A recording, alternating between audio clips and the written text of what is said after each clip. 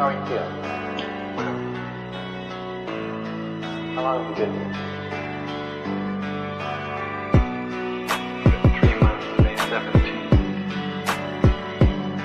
And what brought you? That's difficult to answer.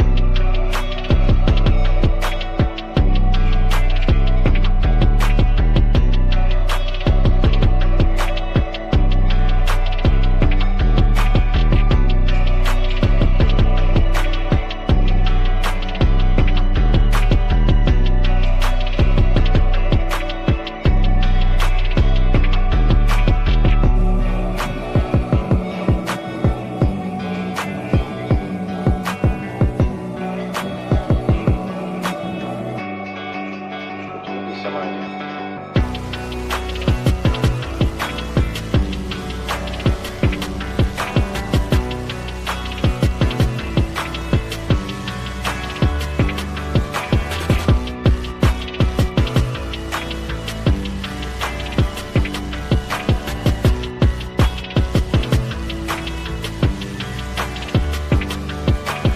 I am not completely like other people. What do you mean by that? People dislike me because I am not completely like them.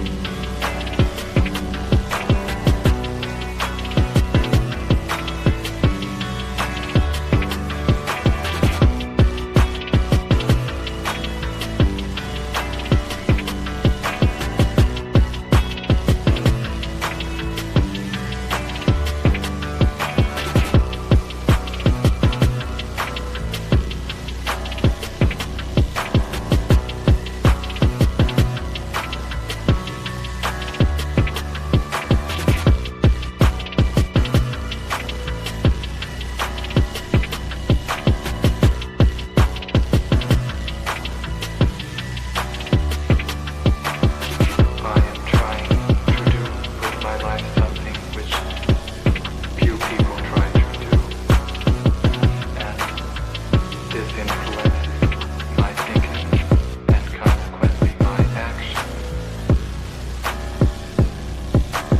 What is it you're trying to do with your life? Play the piano for people. I'm not clear. How is it that playing the piano for people has eventually resulted in your being here in the hospital?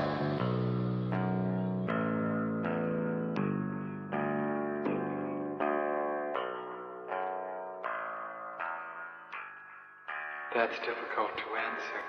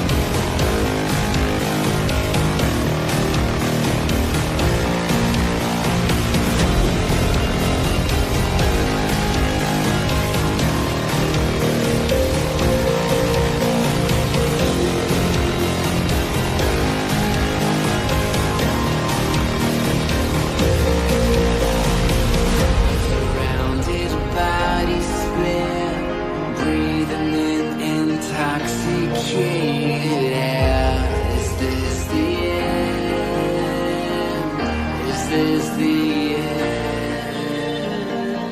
There's a noise inside my head of crying people facing death. Is this the end? Is this the end?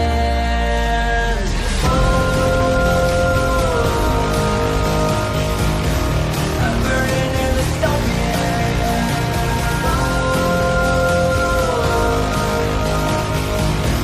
There's no place to hide.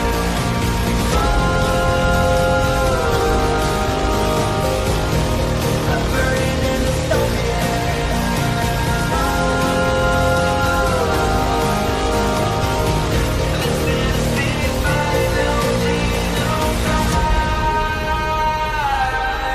What have we done to the world?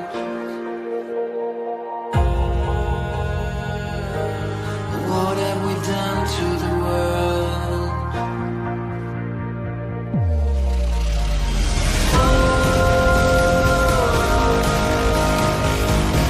I'm burning in the stone.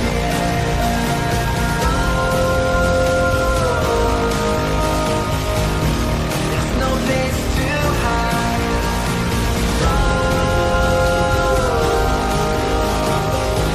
I'm burning in the stone.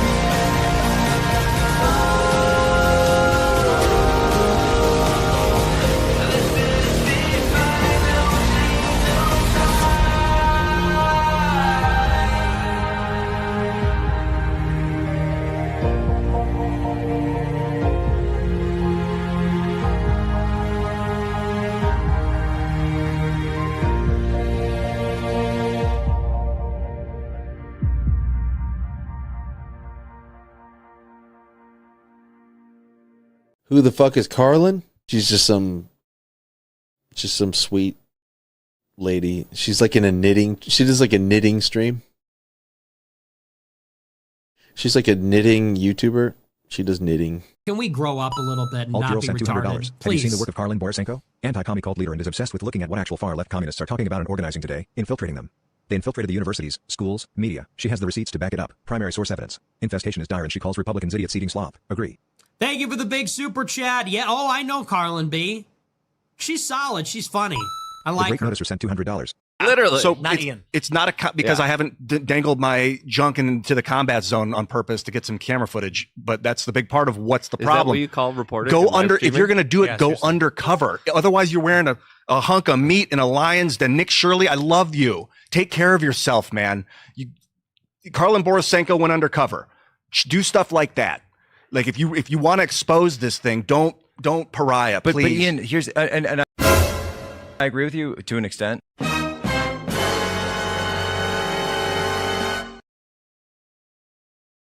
And I've learned a lot from Karlyn Borysenko, who goes in undercover with the left. And I've figured out from looking at her work, like when I first saw her stuff, I was like, oh, she knows what she's talking about. I need to like connect with her. And she actually, the first time I got assaulted in 2025, followed me and sent me messages. And she checked on me for months, just privately. It was so nice to have somebody like, are you okay? But I could tell she knew what she was talking about, and I subscribe to her. I look at all her stuff. I've learned so much, and I thought I knew a lot. I've learned so much. I watch these streams, and I've been watching a self-professed fascist named Karlyn who drinks and basically roasts these live streams. But weirdly, she has apparently embedded herself with Antifa before. And so it's such a funny stream because like... So they tolerate her? Oh, no, not anymore. She like... No. She's like... I mean, I don't know if she's trolling or not, but on her stream, she's like, I am a fascist. Right. So she's proudly proclaiming she's a fascist. I don't know how much of that is trolling, how much of it is real, but conservatives who are drawn to her stream will say things like, these people are funded by George Soros. And it's the funniest thing because she gets so mad. And she's like, get off fucking Fox News. Stop watching that shit. It's all wrong. Do these people look funded? Do these people look like they have money? They're not funded. It's so, and I guess her bigger point is by saying these are funded agitators and not saying what they actually are, which is anti-capitalist revolutionaries, you dilute what's really happening. Because what's really happening, according to her, and I think a fair amount of people, is that the economy is so fucked. The middle class is diminishing so much. The cost of living is so high that this is the perfect soil you need if you wanted communism to grow anywhere.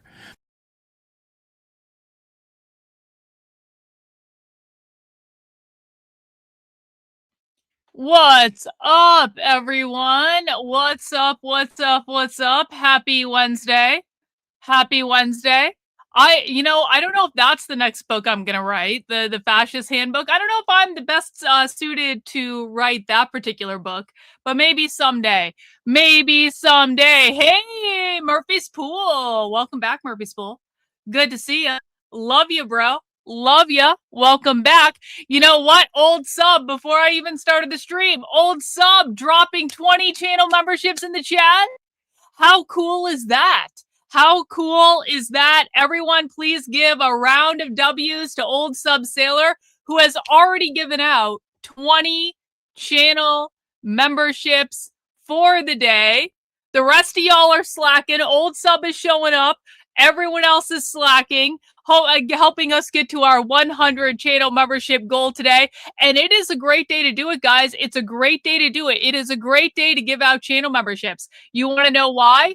Because we have a spy stream tonight, ladies and gentlemen. We are, and they, thems as well. We want to be inclusive of everyone here. Ladies, gentlemen, and they, them, zim, zares, fay, fairs, whatever the fuck. We have a spy stream tonight, and I think tonight's spy stream is gonna be a good one. Because tonight, we are gonna be listening in on a live socialist, self-professed socialist organizing call where they are gonna be discussing all of their plans for their anti-ICE protests. And I will tell you, without saying the name of the group, although some of you are going to be able to guess, this is a socialist group that has been involved in all of the anti-ICE organizing since the beginning. This is a socialist group that are absolutely involved in the main protest that I went to yesterday. This is a group that is trying to spark off nationwide anti-ICE protests on Saturday. This weekend, Saturday is going to be a big day of mass action. I'm hoping it doesn't rain because there's at least 2 different protests that I want to go to on Saturday. I'm fingers crossed it doesn't rain near me. I'm going to go anyway, obviously. But we have a big spy stream coming up in about 2 hours. That we will be ending this stream to go to Spy Stream. And tonight's Spy Stream is a supporter exclusive. What does that mean? It means you have to be a supporter of my work in any of the following ways. You could be a supporter on my Substack. That is Karlyn, KARLYN.substack.com. That'll take you to this webpage on the screen here.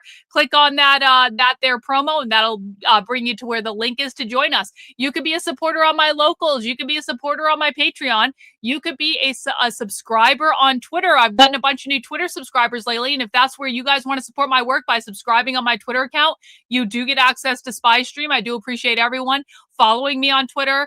I hate calling it X. It will always be Twitter to me, but I appreciate everyone over there. It's a great place to share my work, support my work, appreciate it.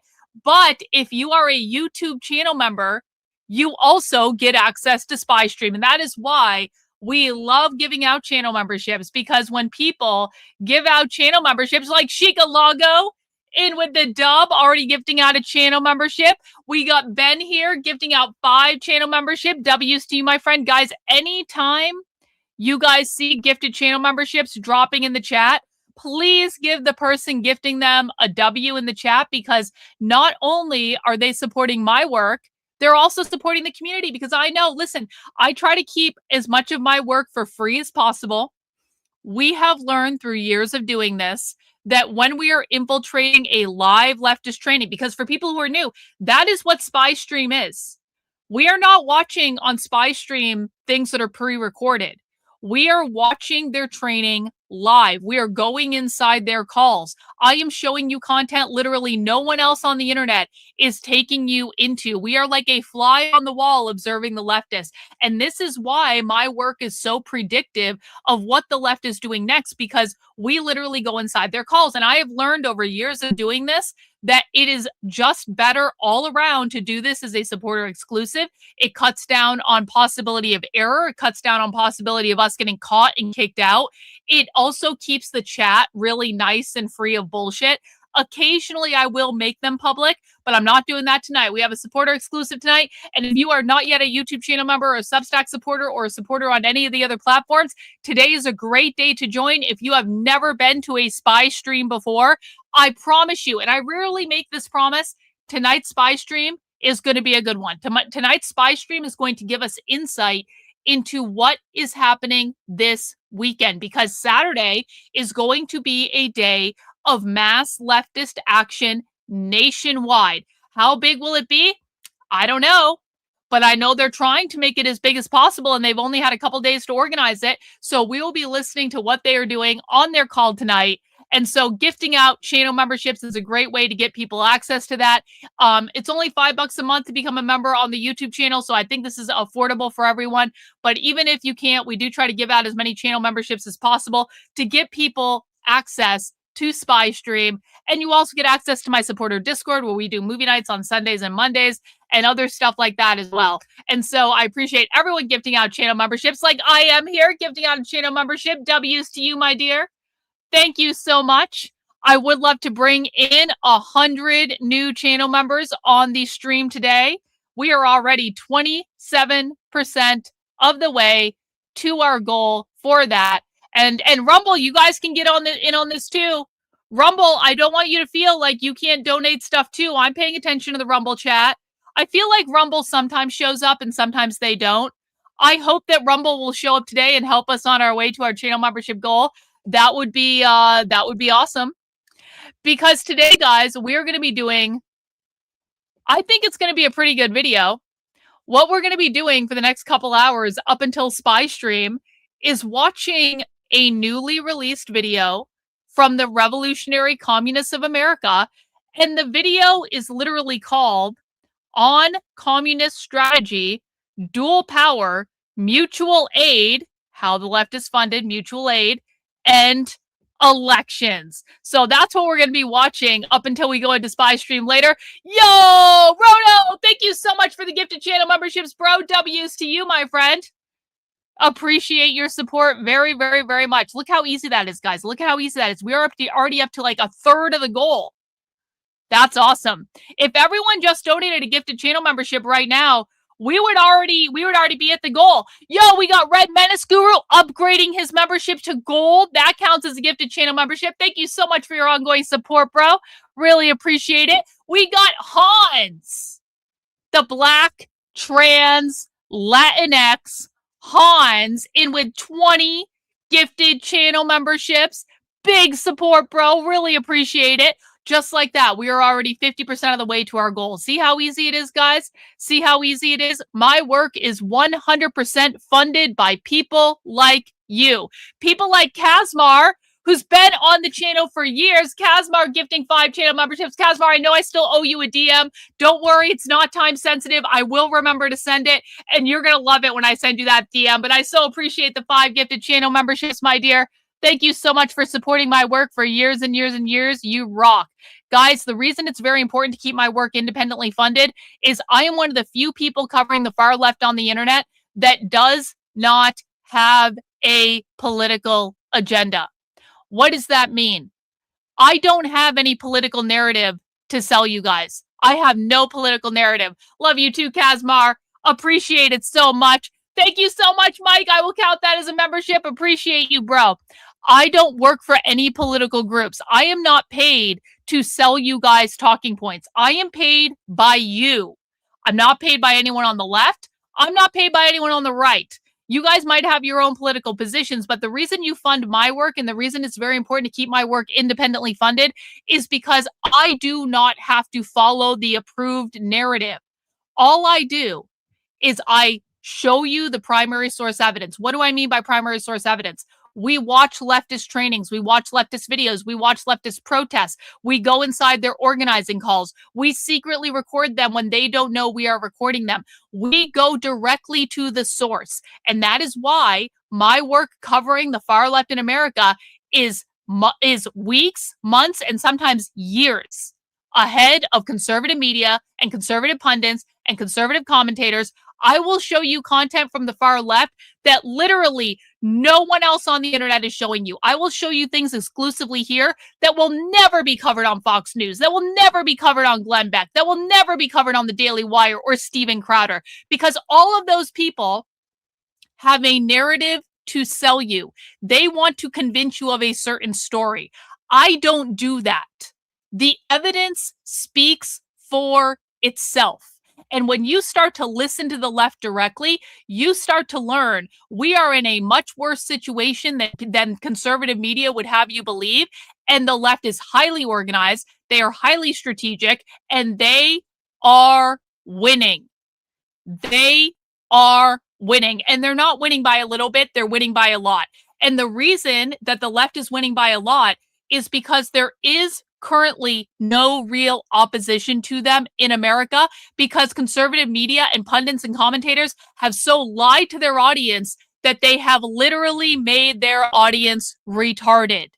Now, if you come from that world where everything you know about the left is from conservative clickbait content, it's not your fault you were lied to. It really isn't. I don't blame normal people for this, but what you have to understand is the left is going to take over this country in, I think, a decade. And when I say take over the country, I mean abolish the government and the Constitution. I think it's going to come around a lot sooner than you think. See, this is the type of thing I'm talking about. This is not CPUSA. CPUSA isn't really relevant on the left anymore. CPUSA barely exists anymore. It certainly does not exist in the same way that it did in 1919. This is the Revolutionary Communists of America. They are a completely different group. They are not the same thing as CPUSA. You don't know that because you've gotten your information from conservative retard media. This is what I'm talking about, guys. This is CPUSA is not relevant. They are not relevant in the current discussion today. And that is why it is so important to hinge into reality and focus on what is actually going on in the real world right now. So you guys might not like me. You might not like my attitude. You might not like some of the things I show you because it disproves conservative bullshit narrative over and over and over and over and over again. The real story is so much worse than people think it is. And that is a problem for every normal person that wants the left to be defeated. Okay? So the left, of course, is our biggest enemy, but right-wing media and right-wing influencers and commentators and pundits, they are just as much an enemy to me because it is their lies that have completely misinformed their audience. And that means the real communists, the real socialists are operating completely unopposed. There is no way. Well, Karlyn, the Republicans are going to stop them. Trump's going to stop them. No, they're not. No, they're not. They don't even know who these people are, guys. They truly don't. And we see that happening over and over and over again. Hey, thanks so much, I am, for the super chat. Appreciate that so much. Well, if someone gifted you a membership, you got a membership. Congrats. Welcome. Hope you use it.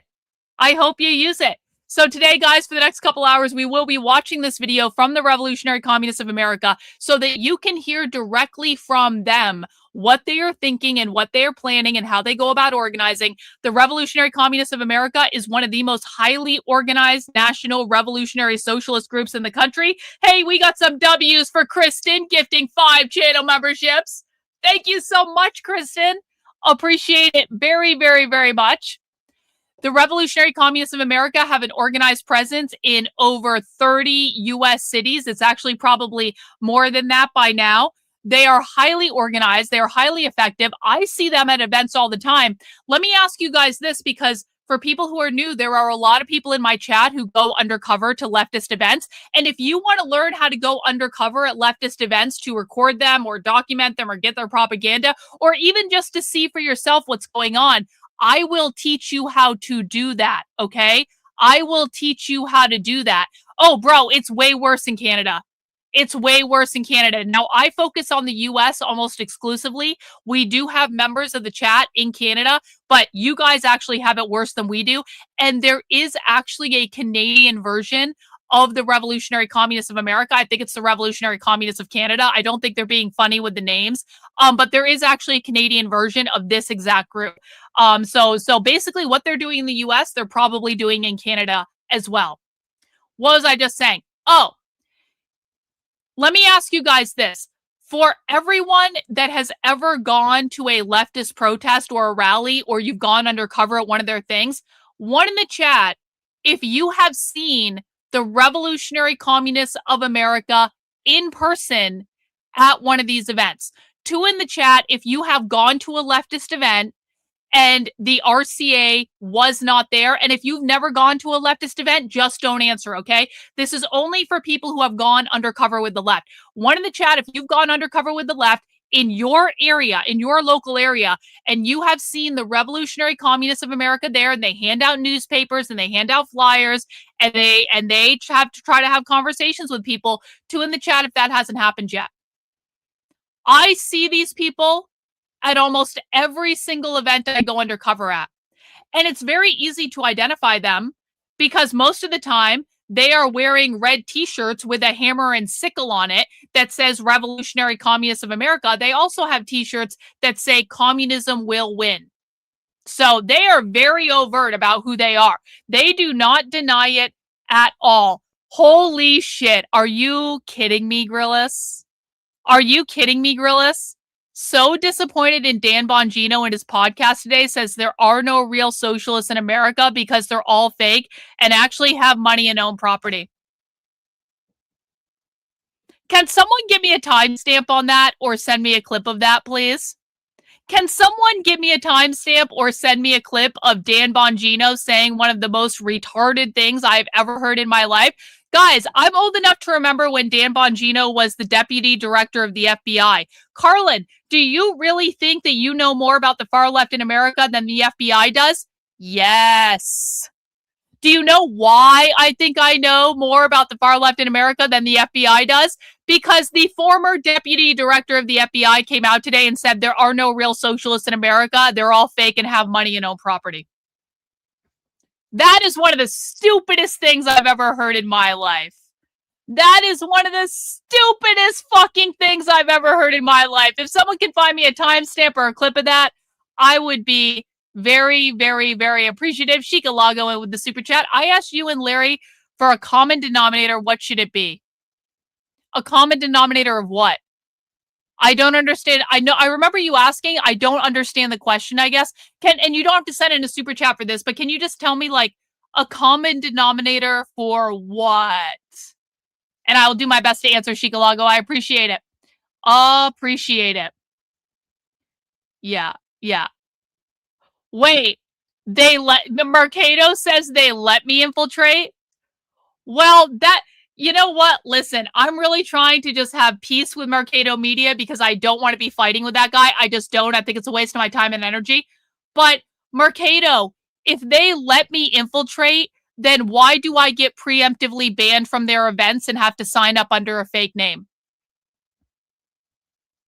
Why do I have to Mercado, if all of these socialist groups that I secretly record, he said it last night. Bro, I was not undercover. Everyone knows this, right? I was not undercover at the thing in Maine. I was dressed like myself. I wasn't wearing a costume. I wasn't wearing a disguise. I wasn't trying to infiltrate. Hey, Mercado. See, I thought we were playing nicely. I thought I was playing nicely with Mercado Media. I was so generous. He used my footage today. I was like, maybe we can just exist in the same space and not fight and chill bullshit. But apparently that's asking too much. Mercado, Why do I have to sign up under a fake name for everything? Because I get preemptively banned from their calls. Mercado, why do I have to wear costumes and disguises and wigs? Why do I have to do that? Why do I have to do that? Mercado was nice this morning. I was like, well, you know what? Like, I genuinely don't want to be fighting with these people, guys. I really don't. Mercado Media is not someone I want to be fighting with. He said you weren't really infiltrated. I didn't go in disguise. I was not there undercover. Mercado, I announced on social media that I was there while I was there. I was not wearing a disguise. I was not wearing a wig. I wasn't even pretending to be someone else. I literally just went to the protest and filmed their asses. I never said I infiltrated yesterday's event. I never said I was undercover at yesterday's event. I had my entire fucking tattoo visible, you retard. Maybe he's annoyed I was allowed to be there? Yeah. Yeah. Oh, you think he means I lost weight? Well, that's true enough. That's true enough. He called me Karlyn. Isn't that nice of him? Isn't that nice? Well, you know what? You know what? Whatever. It doesn't fucking matter. It honestly doesn't fucking matter, guys. Because tonight's event, tonight's spy stream that we will be watching in a little under 2 hours, tonight's spy stream, I'm signed up under a fake name. I have many fake identities. I have many secret identities. And if I tried to sign up for this event under my real name, I would get banned and kicked out very, very, very, very, very quickly. So Mercado, if I wanted to, and by the way, if I had wanted to infiltrate the event with Mercado, I probably wouldn't have pointed at him when I saw him in person and gone, oh, look, Mercado Media. All right. Hey, bro, how's it? I wouldn't have done that. Like, I wouldn't have said to Mercado, I literally said to him, you can hear it on my video. I said to Mercado, I just got great footage of your fight with that guy.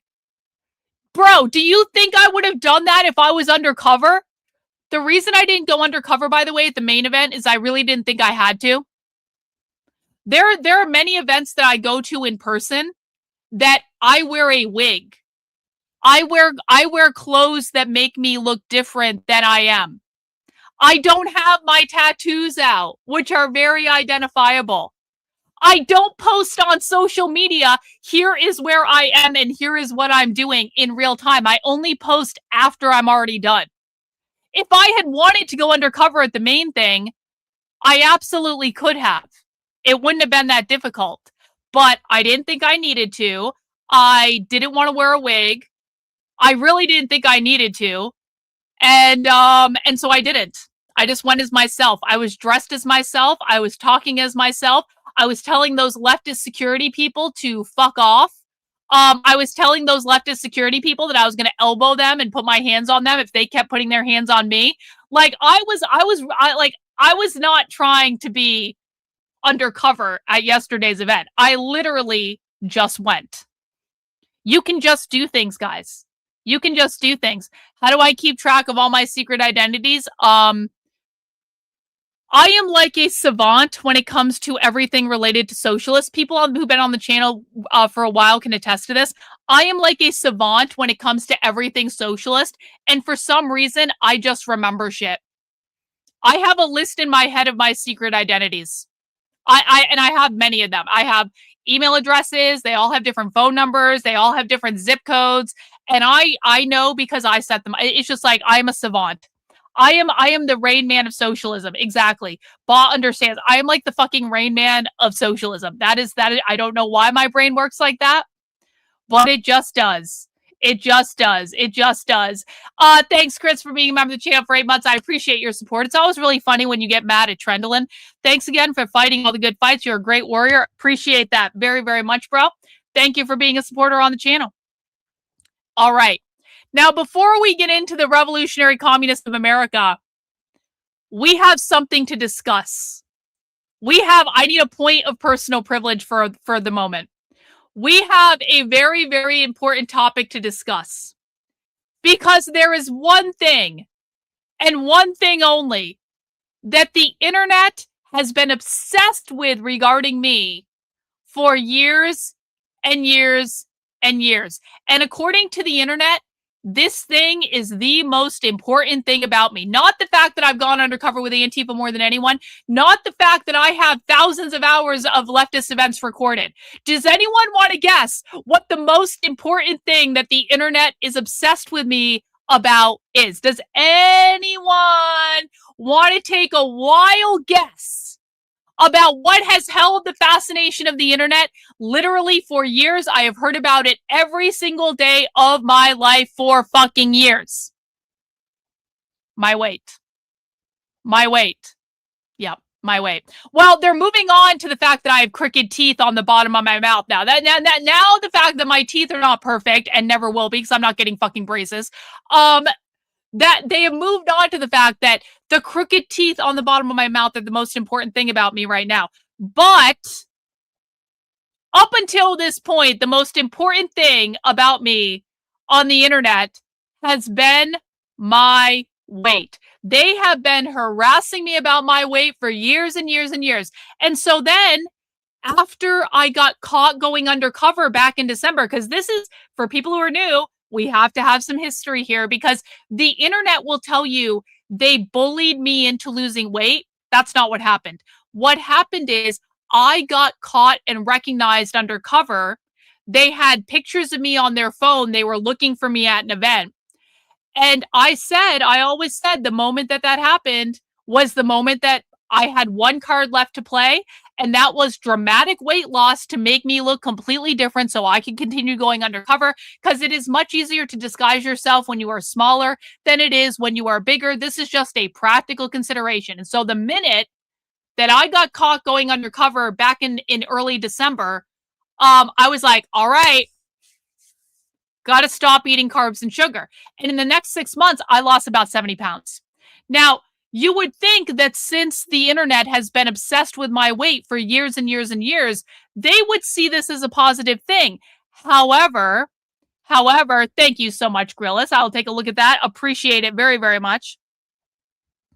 However, the internet continued to say, Karlyn is using some secret crazy filters. Karlyn is using filters to make it seem like she lost weight. She's got some mega filters on her that makes her look thin, when in fact, Karlyn is still 300 pounds. I was never even close to 300 pounds, by the way. That was always a lie, too. But now, guys, we have, and I told people this was going to happen. I said this was going to happen. I said, just wait. There's going to be a day. There's going to be a day when I'm at some event and some live streamer gets me on video. And this is a non-filtered live stream. And at that point, the internet will be provided with the biggest fuck you I've ever given them. And that day happened yesterday. And so I just want to make sure that everyone knows the internet's been lying about me for fucking years, and all those retards can go fuck themselves. And here is what I look like from BG on the Scenes live stream yesterday. And if you think I've applied Photoshop, then just go look at the fucking live stream for yourself. That is me right there. Black tank top, gray pants. That is me right there. You can see the Gucci bag that I was wearing. That is me right there. That's probably the best shot where you can see that. Like, look, where the fuck did my double chin go? Are they going to Photoshop it to make it look like I have a double chin when I don't? They used to do that, by the way. They used to try to Photoshop it to make me look even more fat, which was really great for me. And this is the one I really love. This is the photo that I really love from the live stream, because I am actually standing next to someone who was probably about 300 pounds. And the internet's been saying I'm 300 pounds for like years. This is me actually standing next to someone who is actually about 300 pounds. Just for comparison's sake. So, I am very, very sorry, toxic retards of the internet. You have now been provided with incontrovertible evidence that I weigh about 135 pounds right now. I'm 5'6", weigh about 135 pounds. Can we finally, at long last, put this rumor to bed that I'm using secret mega filters? I don't even know how to fucking use filters. My webcam is duct taped to my computer monitor. I don't even know how to do that shit. And I'm sick of it. I gave up carbs and every fun food for 6 fucking months. I gave up pizza and ice cream and bread and every dessert. I want credit. It's all the lighting. Yeah, it must be all the lighting. Yeah, it must be the lighting. Yeah, that must be it. It's all the lighting. It's all the lighting. Yeah. So I win, internet loses, and hopefully now that I have lost the weight that the internet demanded that I lose for years, hopefully now the internet will shut the fuck up and listen to what the communists are actually saying. Because, I don't know, I'm a little crazy in that I don't actually think my weight should matter all that much, but the internet disagrees. And so now that there is incontrovertible proof that I weigh exactly what I fucking say I do. You can see it on a live stream. If you don't believe those screenshots are real, just go to BG on the Scenes live stream from yesterday. That's where they all came from. Can we now move on and get people to shut the fuck up and listen to what the far left is doing? Because for me, the leftist takeover of America is slightly more important, just slightly, than the number that I see on the scale every day.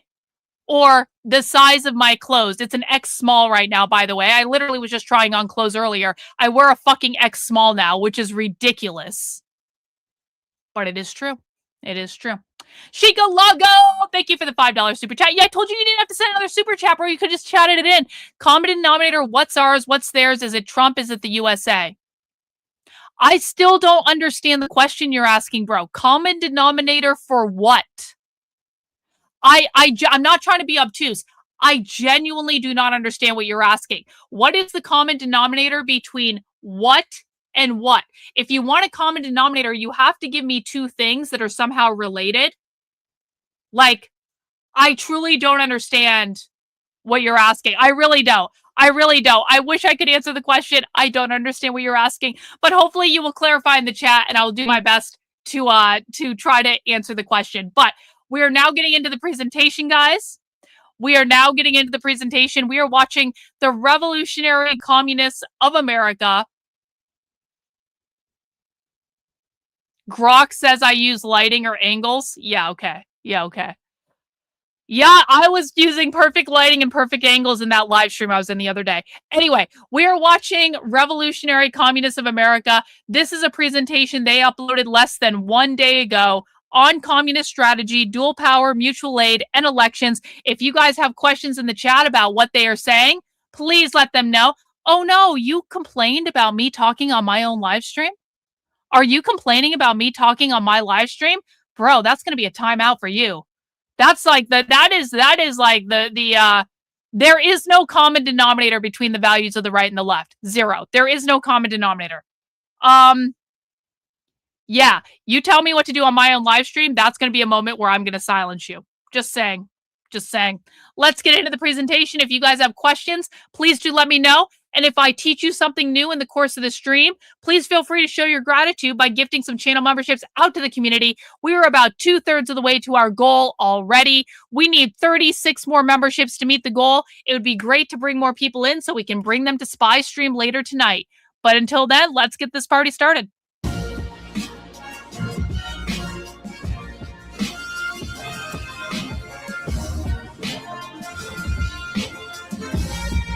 No common denominator. No, none.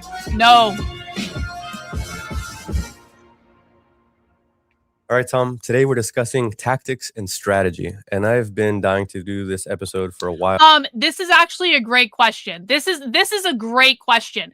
What is the main difference between the Revolutionary Communists of America and queer? Okay, so there's a couple differences, and I'm glad you asked this because to understand, the Revolutionary Communists of America are a specific group on the far left. Thank you so much for the super sticker, Anti-Com. Really appreciate that. The Revolutionary Communists of America are a very specific group on the far left, whereas queer is an ideology. So many people in many different groups can be queer, but the RCA is a very specific group that you have to actually join and pay dues to become a member of, okay? So that's the first difference, is that the RCA is a specific group, whereas queer is an ideology, and you can be a member of as many groups as you want on the far left and still adhere to the queer ideology, or you don't have to be a member of a group at all and still adhere to queer ideology. So that's difference number one. But the biggest thing that you should understand about the Revolutionary Communists of America is that they actually reject queer ideology. They fundamentally reject queer ideology. The Revolutionary Communists of America are economic communists. They're economic Marxists. So they have a very different perception of what it means to overthrow capitalism than queer Marxists do, because queer Marxists believe that capitalism is both an economic model and a cultural model.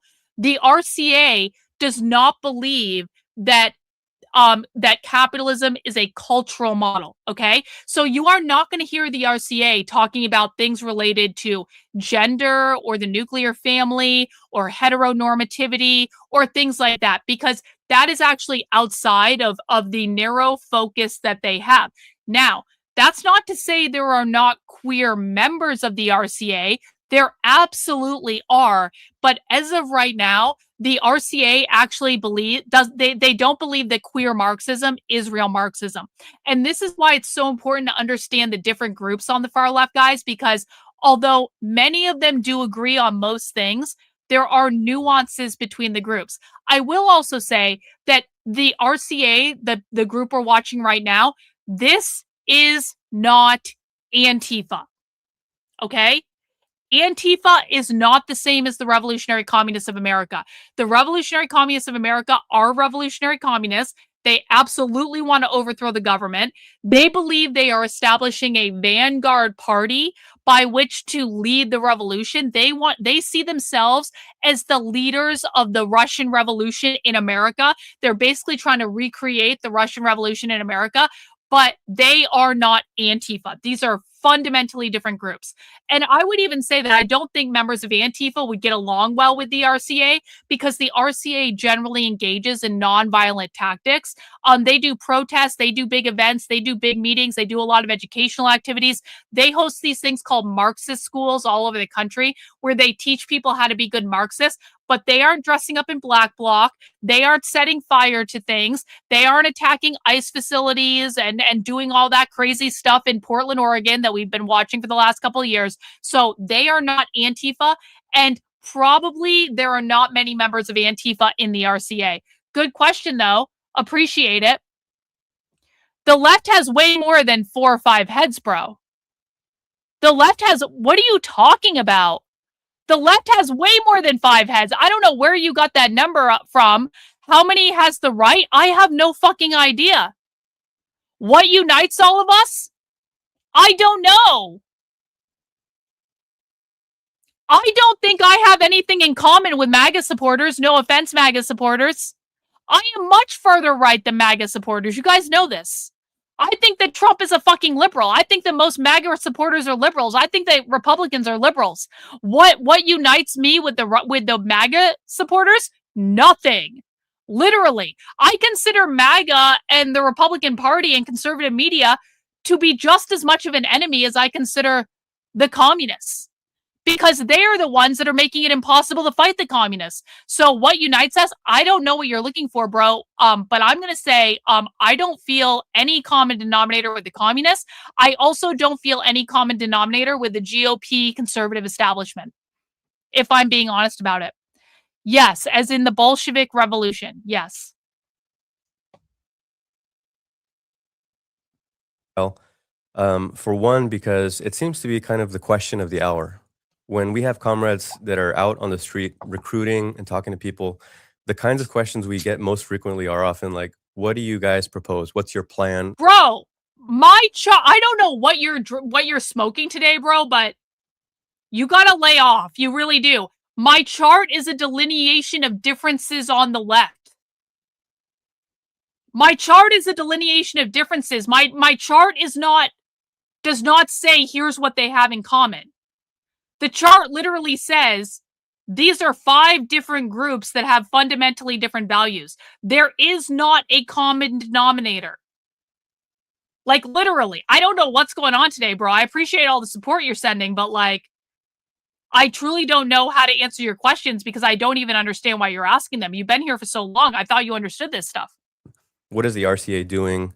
I think more broadly, there's also, this phenomenon of like internet leftism, where a lot of people are becoming radicalized, but they're also trying to grapple with the question of what should we be doing, like with our time and with is our Mercury energy. in retrograde? And so great. you have different Great. proposals and trends. And I think the main ones are you have mutual aid on the one hand, people saying we need to Mutual have aid. like local initiatives and have some. For people who are new, mutual aid is how the far left is funded. They are not funded by Soros. They're not funded by Neville Roy Singham and the CCP. They're not funded by USAID. They're not funded by NGOs. They're not funded by nonprofits. They are funded by mutual aid.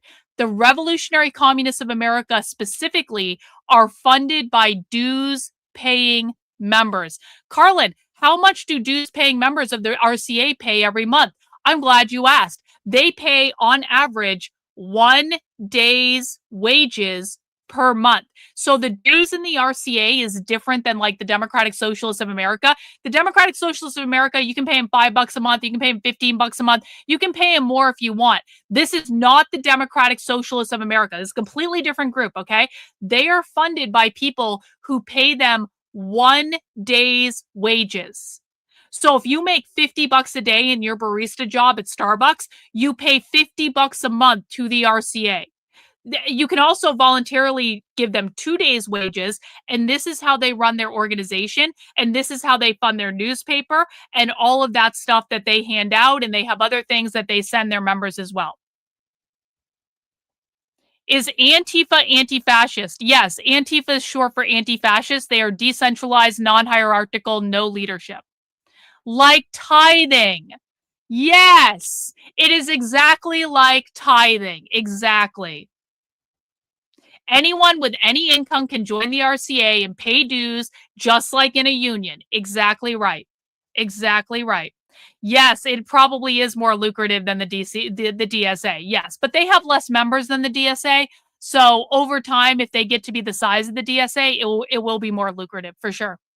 Thing concrete or like direct action, which has a certain edge to it. We'll discuss that as well. But then you also have this trend that seems to be peaking of the Democratic Socialist electoral strategy of like running candidates in the Democratic Party. That's having a moment now. There's more. I mean, these people are not the DCA, and I don't think that they support. They probably support the DCA. God damn it, the DSA. These people are not the DSA. They probably support the DSA to the extent that they're like, okay, if you can get socialists elected to office, that's like not a bad thing. It's not like an L. But these people are fundamentally different than the DSA in that even though they are called the Revolutionary Communist Party of America, they are not running candidates for office. They do not believe that elections are going to win. These are revolutionary communists. The DCA are what's called reformist communists. Reformists believe in elections. They believe getting into office, making small incremental changes over time to overthrow the capitalist system. That is fundamentally different than the revolutionary communists who do not believe in elections, do not participate in elections, just want to violently overthrow the government. I meant DSA, not DCA. I'm already confusing the groups myself. Thank you, John, for the channel membership. W's to you, good sir. So appreciate your support. DSA is set to double its presence in Congress, and we've been talking about the impact of the rise of democratic socialism on the political landscape. I will say, Trump and the Republicans are also making this about communism, but the fact is communism has more support than Trump does, or than the Democratic Party, for that matter. True, and we'll get into actually. the polling on that. So we'll discuss mutual aid, base building, direct action. We'll discuss electoral strategy.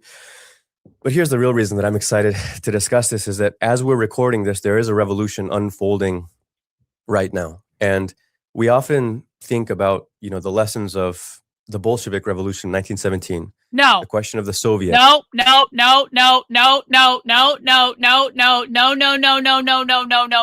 No. Wrong. Completely wrong. Completely wrong. Like, and I really need to be harsh on you about this because everything you just said in this chat is completely fucking wrong. The DSA in Charleston is a ragtag combination of socialist, communists, and Antifa. No, it's not. No, it's not. There is no reality, zero reality in which Antifa is a member of the DSA.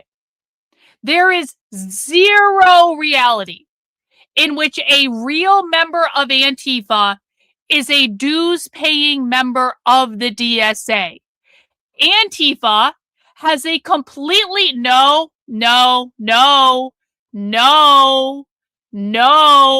That's not real. I'm sorry. We need to hinge you back into reality. I need you to shut the fuck up and listen to what I'm saying. Real members of Antifa have completely different goals and completely different values than the DSA. If you heard someone say, I'm an Antifa and the DSA, I am an anti-fascist, they were making a joke to make fun of people like you who do not understand them. There is, I'm doing two hands, zero fucking reality in which actual Antifa is a part of the DSA. That is not real. Antifa denounces them all the time. They see the DSA as engaging in nonviolent tactics. Antifa does not embrace nonviolence.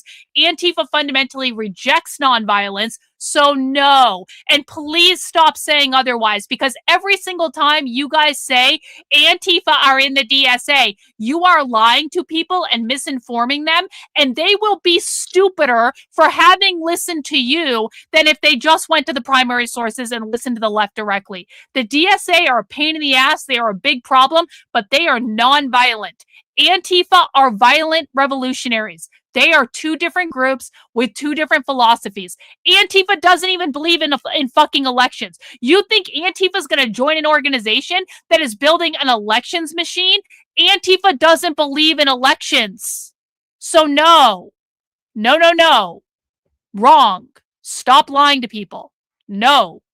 It's dual power, and the way that a revolutionary process will culminate with the intense moments of an insurrection, like the question of seizing power.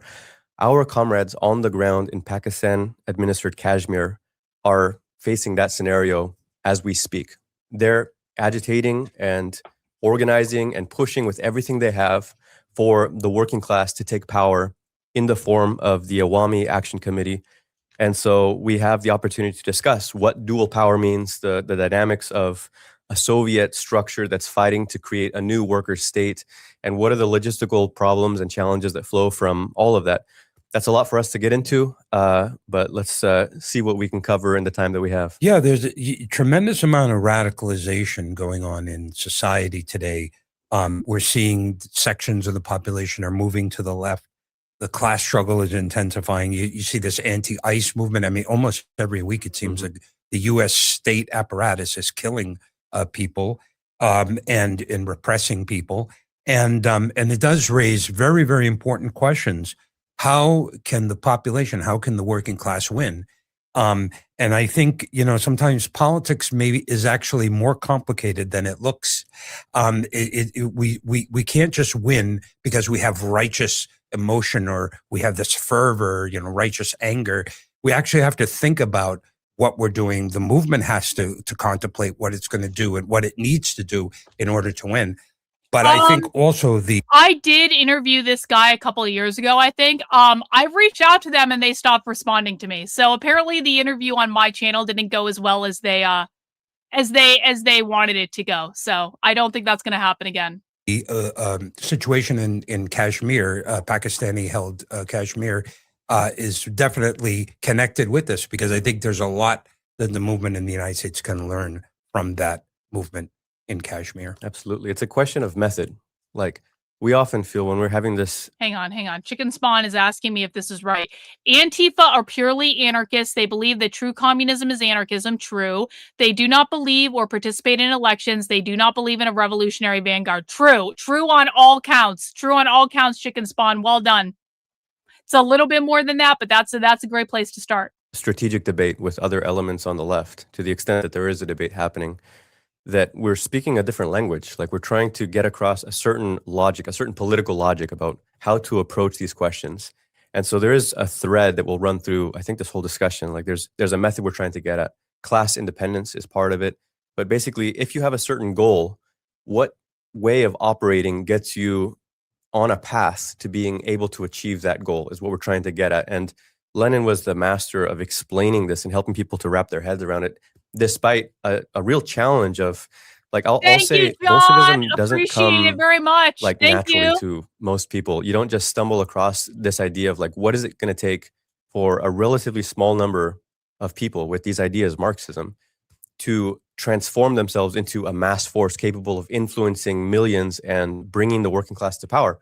That's not something that you can just tackle by winging it, you know? And unfortunately, a lot of what we see on the left, it's the early days. Like, there's this radicalization happening, but people are still groping their way forward, trying to figure out what it's going to take. And instead of really sitting down and studying history and, you know, drilling down to the lessons in order to figure out how to proceed, a lot of people there's like sort of pragmatism, like, let's just get our hands dirty and dive right in. And there's a lot of that happening. It's happening, I think, with the ranks of the electoral campaigns. It's happening with the mutual aid. It's not that there's like this ideological battle of these thought out worldviews as such. There is a battle of views, but it's like a lot of people are basically just going with the flow. And so part of the task of Bolshevism, the task of Marxists, is to counterpose a scientific, theoretically worked out program to an otherwise current that's kind of just vague and just kind of going with the motions. That's part of what the comrades are struggling with on the ground in Kashmir at this moment. So let's talk about what's happening in Pakistan-administered Kashmir. This is also called Azad Kashmir.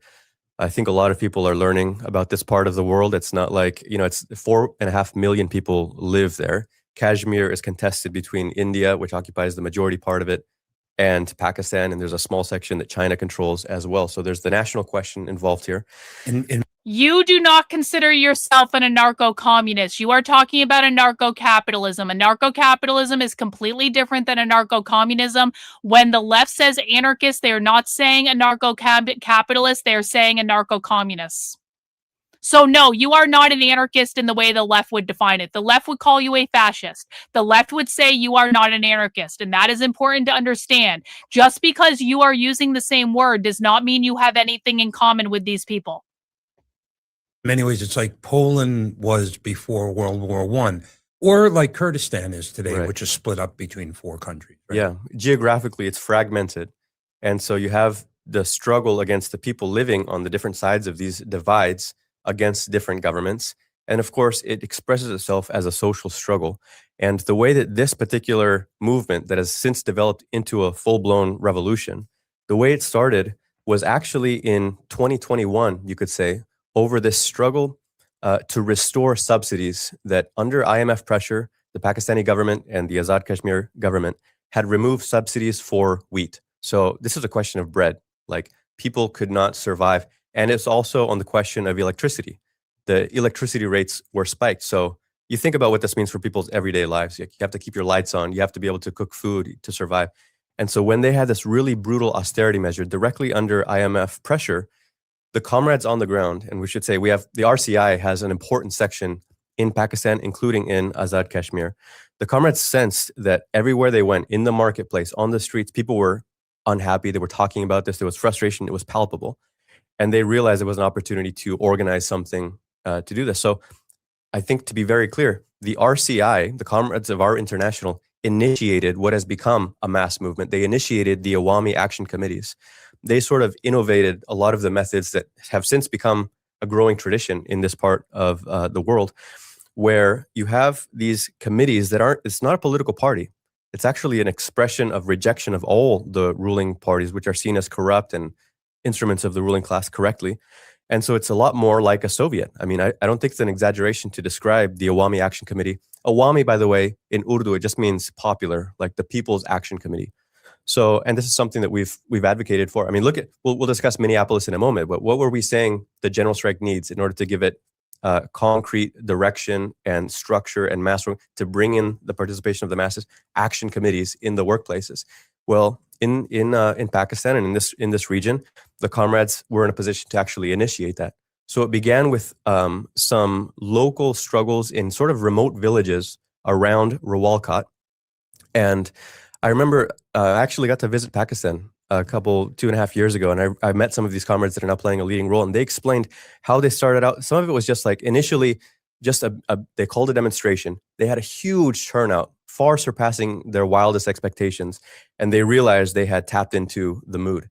And so from there, it became like, well, where are we going to go next to escalate this thing? And they started drawing in the support of the local community. And the Awami Action Committee, it's not a communist organization. It's reflective of the population in general. So they had, like local mosques joining and other community leaders and the tribal leaders. And now, in the year since, this thing has really escalated into a mass organization. The comrades don't control it.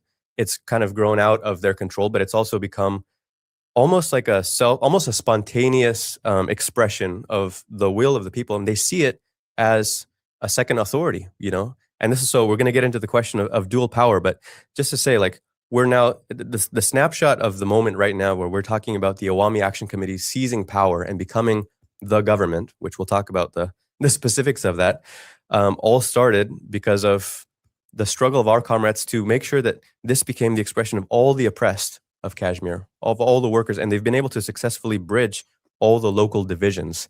So I think this is fascinating because it's not every day that you have this kind of struggle, or that the comrades of our international have the opportunity to engage in this kind of work. It's a class organization. The class is defined by what are the demands, right? The demands are for cheaper flour, cheaper electricity. Flour is necessary to make bread, and that's what most of the people, that's their main staple in order to survive, right? So it's a class. Now, yes, it does include all kinds of people, including even layers of the petty bourgeois, layers of the peasantry are involved. But it's clearly a class movement. Obviously, the super wealthy and the elite, they don't care. They can afford the price of electricity. They can afford to eat whatever they want. But the vast majority needs these price subsidies. They need these price controls. Otherwise, they will not survive, right? And it has, in a vacuum, this AAC has become that expression of that vast majority of the population. When there's a vacuum in politics, that has to find some sort of expression. In this case, because of the role the RCI comrades played, putting forward this idea of setting up these popular action committees, this ended up taking this form. And they've been able to, basically bridge the differences among the divisions in the local population across ethnicity. There's different national minorities. They speak different languages. The division between men and women, religious divisions. They've been able to make a political case that basically draws out the class lines. And so everyone can now acknowledge that the joint Awami Action Committee has become the expression of all of that discontent. Just to explain also the structure of it, there are, I believe, 10 districts in Azad Kashmir. I don't really care about this Kashmir stuff. These guys do talk a lot about internationalism and stuff like that, but I just want to fast forward to them talking about actual stuff in America. I'm sorry, I can't do a half an hour of fucking international bullshit. To slander the leadership. A number, I think 600 activists of the AAC have already been arrested. I don't know what the death toll is in terms of those, that the movement and the experience that it's going through at the moment. Every workplace in every sector and industry and on the campuses, to the students, what they're doing. He's getting to the U.S. here. Okay. Cool. The potential here, though, is real, because a revolutionary government is not. And I want to be clear about this. It's not as though the international stuff is irrelevant. The international stuff is not irrelevant. Socialists and communists don't believe in borders. They don't believe in a national border. So they do work with a lot of international groups. These guys are communicating with other communists all over the world, and they're getting information, what has worked in your countries, and applying that information here. I just don't give a fuck about the international stuff. I can't listen to it. I would have nodded off to sleep. I think most of you agree with me. I want to know what they are doing in the US right now. And that is where we are going with this. Just an idea. It's an actual, if it was established, it would be a material fact. And that would have a certain force and that would gain a certain echo, particularly in that region, which is very desperate. By the way, people want to talk about, capitalism. One language would be nationalism. So they do not believe the border should exist. They don't believe countries should exist. Why would they believe in one single language? They don't want the country to exist. Like, these people literally do not want the country to exist. I had not this guy, I have the other guy on this podcast literally talking about overthrowing the government and raising the red flag of communism above the White House. In fact, should I find that clip real quick? Should I find that clip? Hang on. Revolutionary Communists of America. Let me see if I can find that clip real quick. Where the fuck is it? This is years old now, by the way. This is a clip from literally years ago, if I can find this. Found it. Same guy as on this podcast. Same guy. Hey, D, I need you to stop talking and start listening. You're saying a lot of stuff in the chat, which means you aren't listening. I'm trying to help you here. I need you to stop talking and start listening. Like, jeep. October 7th, 2023. Listen. Of the insurrection, Leon Trotsky, the organizer of the insurrection, he said that 2 years before, just 2 years before 1917, the czarist military officers, the imperial officers, this is a quote, he said, they thought that the moderate liberals were extreme revolutionaries. Well, the Bolsheviks, in their eyes, belong to the fourth dimension. I think we belong to the fourth dimension for the Republicans that are talking about communism being the Democratic Party. We'll show them the real communism. So he started off, and this was at their Marxist school that they held in New York City. So this was like, he was speaking to a couple hundred people in a room that basically spent all weekend learning how to overthrow the government and have a Marxist revolution in America. He starts off by shitting on, no. Okay, D, I'm going to help you out here. When I tell someone to shut the fuck up and listen, I am telling you to shut the fuck up and listen. I am not saying, hey, D, why don't you continue chatting in about things that are completely unrelated to the presentation? Do you know what you're doing, D? You're sitting in my fucking classroom whispering to the neighbor in the class about shit that has nothing to do with what I'm teaching in the class. I am the teacher of the class. You are the student. You are sitting in the desk. I am at the front of the classroom. If I tell you to shut the fuck up and listen, I am not telling you continue passing notes and whispering to your neighbor. I'm telling you to shut the fuck up and listen. If you are unwilling to do that, I will silence you. Back to this, before I was so rudely interrupted by someone talking about something completely unrelated to what I'm teaching. He just told you the Republicans think the fucking Democrats are communists. We're going to show them the real communists. Listen to that again, just to make sure everyone, and I mean everyone, heard it. Leon Trotsky, the organizer of the insurrection, he said that 2 years before, just 2 years before 1917, the czarist military officers, the imperial officers, this is a quote, he said, they thought that the moderate liberals were extreme revolutionaries. Well, the Bolsheviks, in their eyes, belong to the fourth dimension. I think we belong to the fourth dimension for the Republicans that are talking about communism being the Democratic Party. We'll show them the real communism. But it gets better. Wait.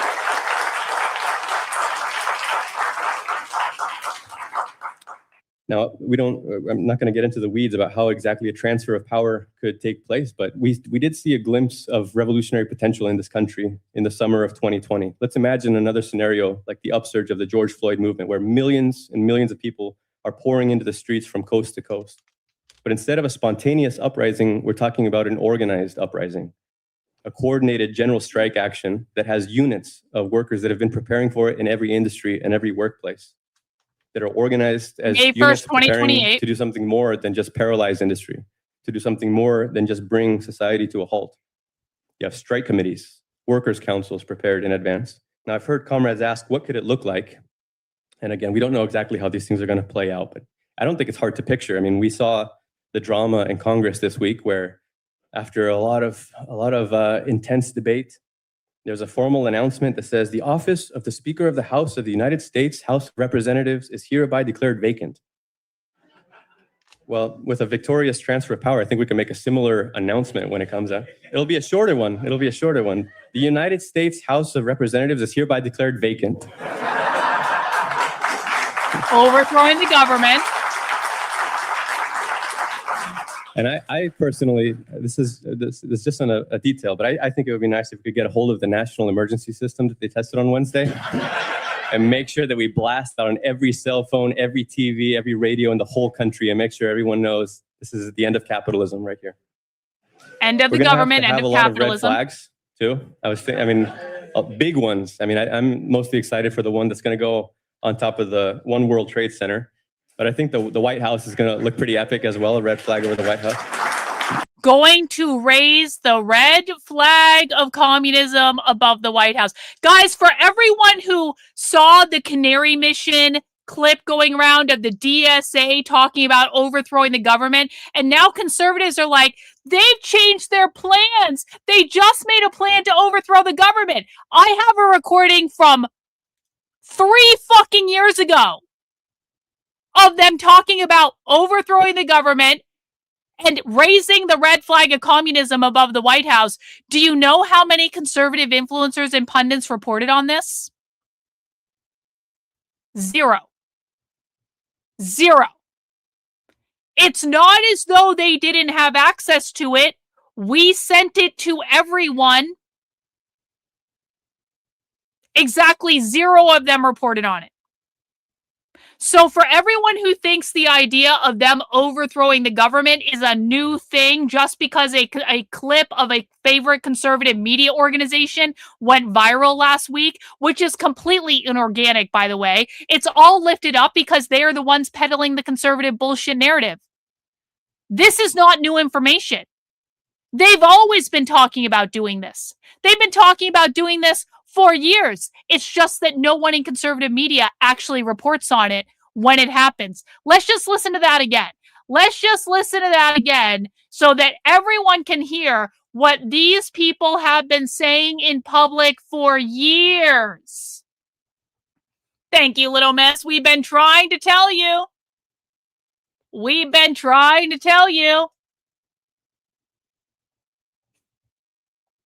Like the upsurge of the George Floyd movement, where millions and millions of people are pouring into the streets from coast to coast. But instead of a spontaneous uprising, we're talking about an organized uprising, a coordinated general strike action that has units of workers that have been preparing for it in every industry and every workplace, that are organized as units preparing to do something more than just paralyze industry, to do something more than just bring society to a halt. You have strike committees, workers' councils prepared in advance. Now, I've heard comrades ask, what could it look like? And again, we don't know exactly how these things are going to play out, but I don't think it's hard to picture. I mean, we saw the drama in Congress this week where after a lot of intense debate, there's a formal announcement that says the office of the Speaker of the House of the United States House of Representatives is hereby declared vacant. Well, with a victorious transfer of power, I think we can make a similar announcement when it comes out. It'll be a shorter one. The United States House of Representatives is hereby declared vacant.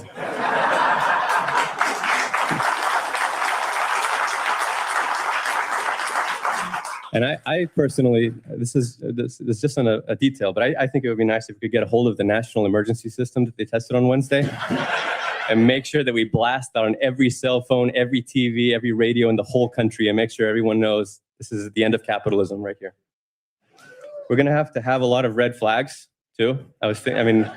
Big ones. I mean, I'm mostly excited for the one that's going to go on top of the One World Trade Center. But I think the White House is going to look pretty epic as well, a red flag over the White House. Right. This is to say nothing about the international repercussions. I mean, when we have a revolution in this country, the impact it's going to have on the rest of the world is practically unimaginable. But a revolution, a successful socialist revolution in any country would electrify the global political landscape. I mean, just like that, millions and millions of workers, billions of people are going to be inspired. But you're going to see people are ready to take action. You're going to see communist parties, mass parties rising up, springing up seemingly out of nowhere all over the world in response to an event like that. And if we do our jobs right, we should have the forces ready to greet such an event, ready to take a massive influx into the ranks of the organized communist movement, ready to deploy those communist cells to the urgent work of agitation, of preparation to carry out a revolution here.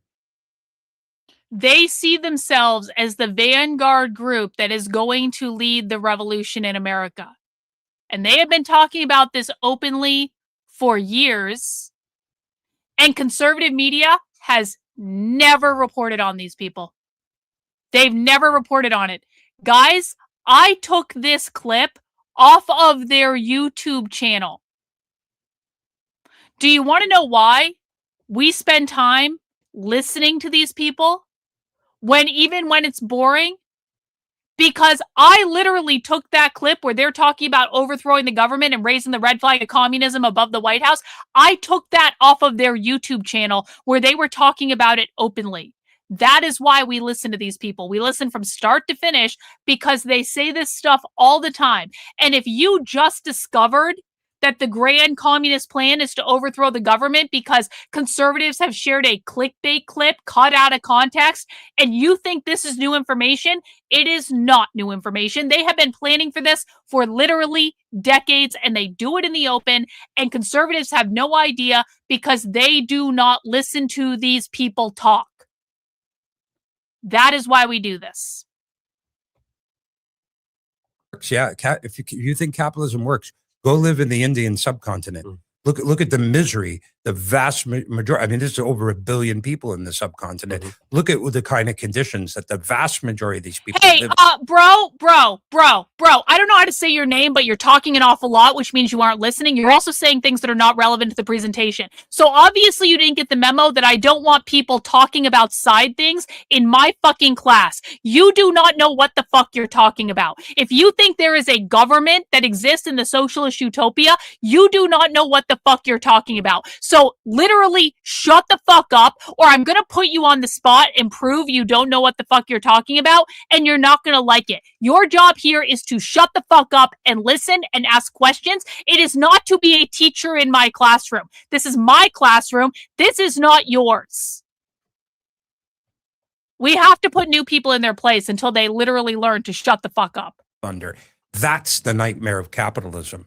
And that's why we're going to be following this closely, and we got to hope that the AAC leaders take the advice of the comrades and move this forward. Yeah, Pakistan has a working class of 250 million.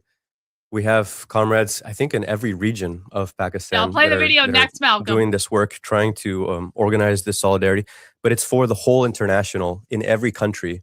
Especially the imperialist countries, especially a country like the U.S. Well, is it treason to plot to overthrow the government? One would think. But I am not in charge of arresting people. I am not in the government.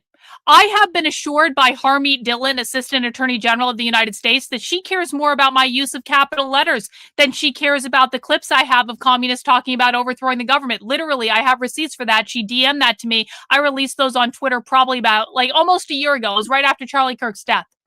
No, it was right before Charlie Kirk's death that she said it, but I released the DMs afterwards. So, according to the Assistant Attorney General of the United States, she doesn't give a fuck about any of this. So, talk to Trump. Talk to the Assistant Attorney General of the United States, Harmeet Dillon. I do not have a government position. Nothing I can fucking do about it. So talk to them. To come to the solidarity of these comrades, to learn from what they're doing, to spread the news of it, and to really absorb the lessons of what this means. Because going back to the question of strategy, the whole question of strategy is, what is your goal? Like, what is your ultimate goal, and what is the road from where you are to achieving that goal? What does that road look like? right? If you're doing correct tactics, that means you're moving forward towards a certain direction, and you have to have a way of judging whether you're moving forward towards the goal or not. In a sense, this life and death struggle happening in Azad Kashmir is kind of like, it helps us see further down the road, like the ultimate glimpse. When you're talking about dual power, a Soviet struggle for a worker state, like the most advanced moments of like a new October, what kind of force do you need in place? What kind of preparation do you need to have already carried out by that time, so that you can take advantage of the situation and bring help the working class to take that final step that everybody is dying to take? And that's the question of like, what kind of force are you building? The comrades right now are saying what is needed throughout Pakistan is like a machine that can explain the lessons of this everywhere, in every workplace, in every sector and industry, and on the campuses to the students. And when there's a defeat of any kind, then the lessons of that defeat also have to be processed collectively. And you need to help the workers like learn from what this means in a way that they can. Well, okay, so this is a question from William. Do communists want to skip the whole dictatorship of the proletariat? No, they believe that they're implementing a dictatorship of the proletariat. Overthrowing the government is implementing a dictatorship of the proletariat. The government is the bourgeois. They believe the United States government and the United States Constitution was built on capitalism. The government and the Constitution is the bourgeois. They are the proletariat. They are oppressed. They are overthrowing the bourgeois. That is the dictatorship of the proletariat. Draw conclusions, regroup, and then prepare for another. Instead of becoming confused, disoriented, demoralized, if you don't have a network that can communicate, and we're talking about a revolutionary press, but also a network of revolutionary agitators and people that can explain what's happening. The same thing is needed in the United States. Like when you had the George Floyd movement, and you had like the rise of neighborhood committees, or you had in Minneapolis, once again, in January, the struggle against ICE, the rise of these workplace organizing, the signal chats that were linking the actions of all of these different areas of the population. Where was the force in the rest of the country that was explaining and transmitting those lessons and those incredible, inspiring scenes to workplaces everywhere else? It was missing, So in a sense, Bolshevism, that's an important ingredient of it, is like you need the sort of social, political, organizational infrastructure that can transmit the lessons, help people process what's happening, the events in the news, but also like the conclusions from the movement and the experience that it's going through at the moment. Real and true, bro. Exactly. You know what's funny? Nobody's denying that there's a big difference between the standard of living in a country like the United States and the standard of living of the average worker in the Indian subcontinent. However, there is something in common. It's about high price of food, high price of gas, high price of electric. And it's exactly on those issues that we could unite people in the United States. By the way, I just want to tell you guys this as I'm remembering it. This has nothing to do with this video, but it's something I'm going to make a video on later. You guys are going to fucking love this. The left has released a guide for how to talk about ICE with kids. It's as great as you think it is. ICE does not exist to protect anyone. ICE is enforcement of an old tale made to uphold the power of white people, that means capitalists, borders invented to control who gets to move and who doesn't, propped up by white supremacists, capitalists, and eugenics. We don't recognize the legitimacy of borders or the violence used to enforce them. No border, no nations, no exceptions. That's page 1 of the guide to talk about ICE for kids. They are killing our people. Our kids know. ICE has killed at least 3 people this week. So many are scared right now. And then they have information on how to talk to toddlers about ICE. Some people, ICE, try to take families away from each other. That's not fair or kind. Families should stay together. They have one for younger kids. I'm just giving you guys a taste of what this is. ICE is a group that takes people away from their homes based on the color of their skin. It makes people scared, and that's not okay. They have a guide for older kids. They have a guide for teens. Like, it's just like, this is just like one of the best fucking most leftist crazy things I've seen in a while. I will be making a short video about this, but I was thinking about it and I wanted to share that with you guys, and that will be probably coming tomorrow. You're welcome. To fight for solutions on that, and that ultimately that goes along with the fight that what Trump is doing on the immigration, because we know his whole strategy on that is to divide the working class, to split the working class. And if the working class is divided, it's weaker. If the working class is united, like we're seeing in Kashmir, look at the potential power that it has. Yeah. And you're right that the atrocities of the state that whip of counter-revolution has acted like a force that has just injected the mass movement with determination to move forward. Happening in Kashmir, we also saw a glimpse of that in January 2026. I mean, I remember the moment where I saw the moment when Alex Preddy was killed, which was right after the general strike. So you just had this, I mean, almost ecstatic moment of like watching this procession of this historic mobilization of the masses in Minneapolis. And then the very next day, they kill another one. The way it makes your blood boil. You can just see, if you're looking at like the footage that's being spread coast to coast, just imagine what it was like on the ground. When the barricades go up, suddenly you have not just vigils, but tear gas battles with the local police and checkpoints being set up. I mean, a very similar situation to, I don't know, maybe not an all-out insurrectionary situation, but it's basically a social explosion that has these kinds of implications. And so the point is, this will happen again. It'll happen on a bigger scale. It's inevitable. It's a question of timing. When does it happen again? When do you have another movement like Minneapolis that spreads coast to coast the way it did in 2020? And then at that point, it's like, what do you have in place ready to go? I remember for many years, this debate we've had with like what I sometimes call the soft left, right? The DSA, people that have basically had sort of a... Karlyn, are you sure these people don't work with the DSA? Yep. Yeah, I am. Yeah. Yeah. Yeah, I am. These are revolutionary communists. The DSA are reformists. The revolutionary communists don't believe in elections.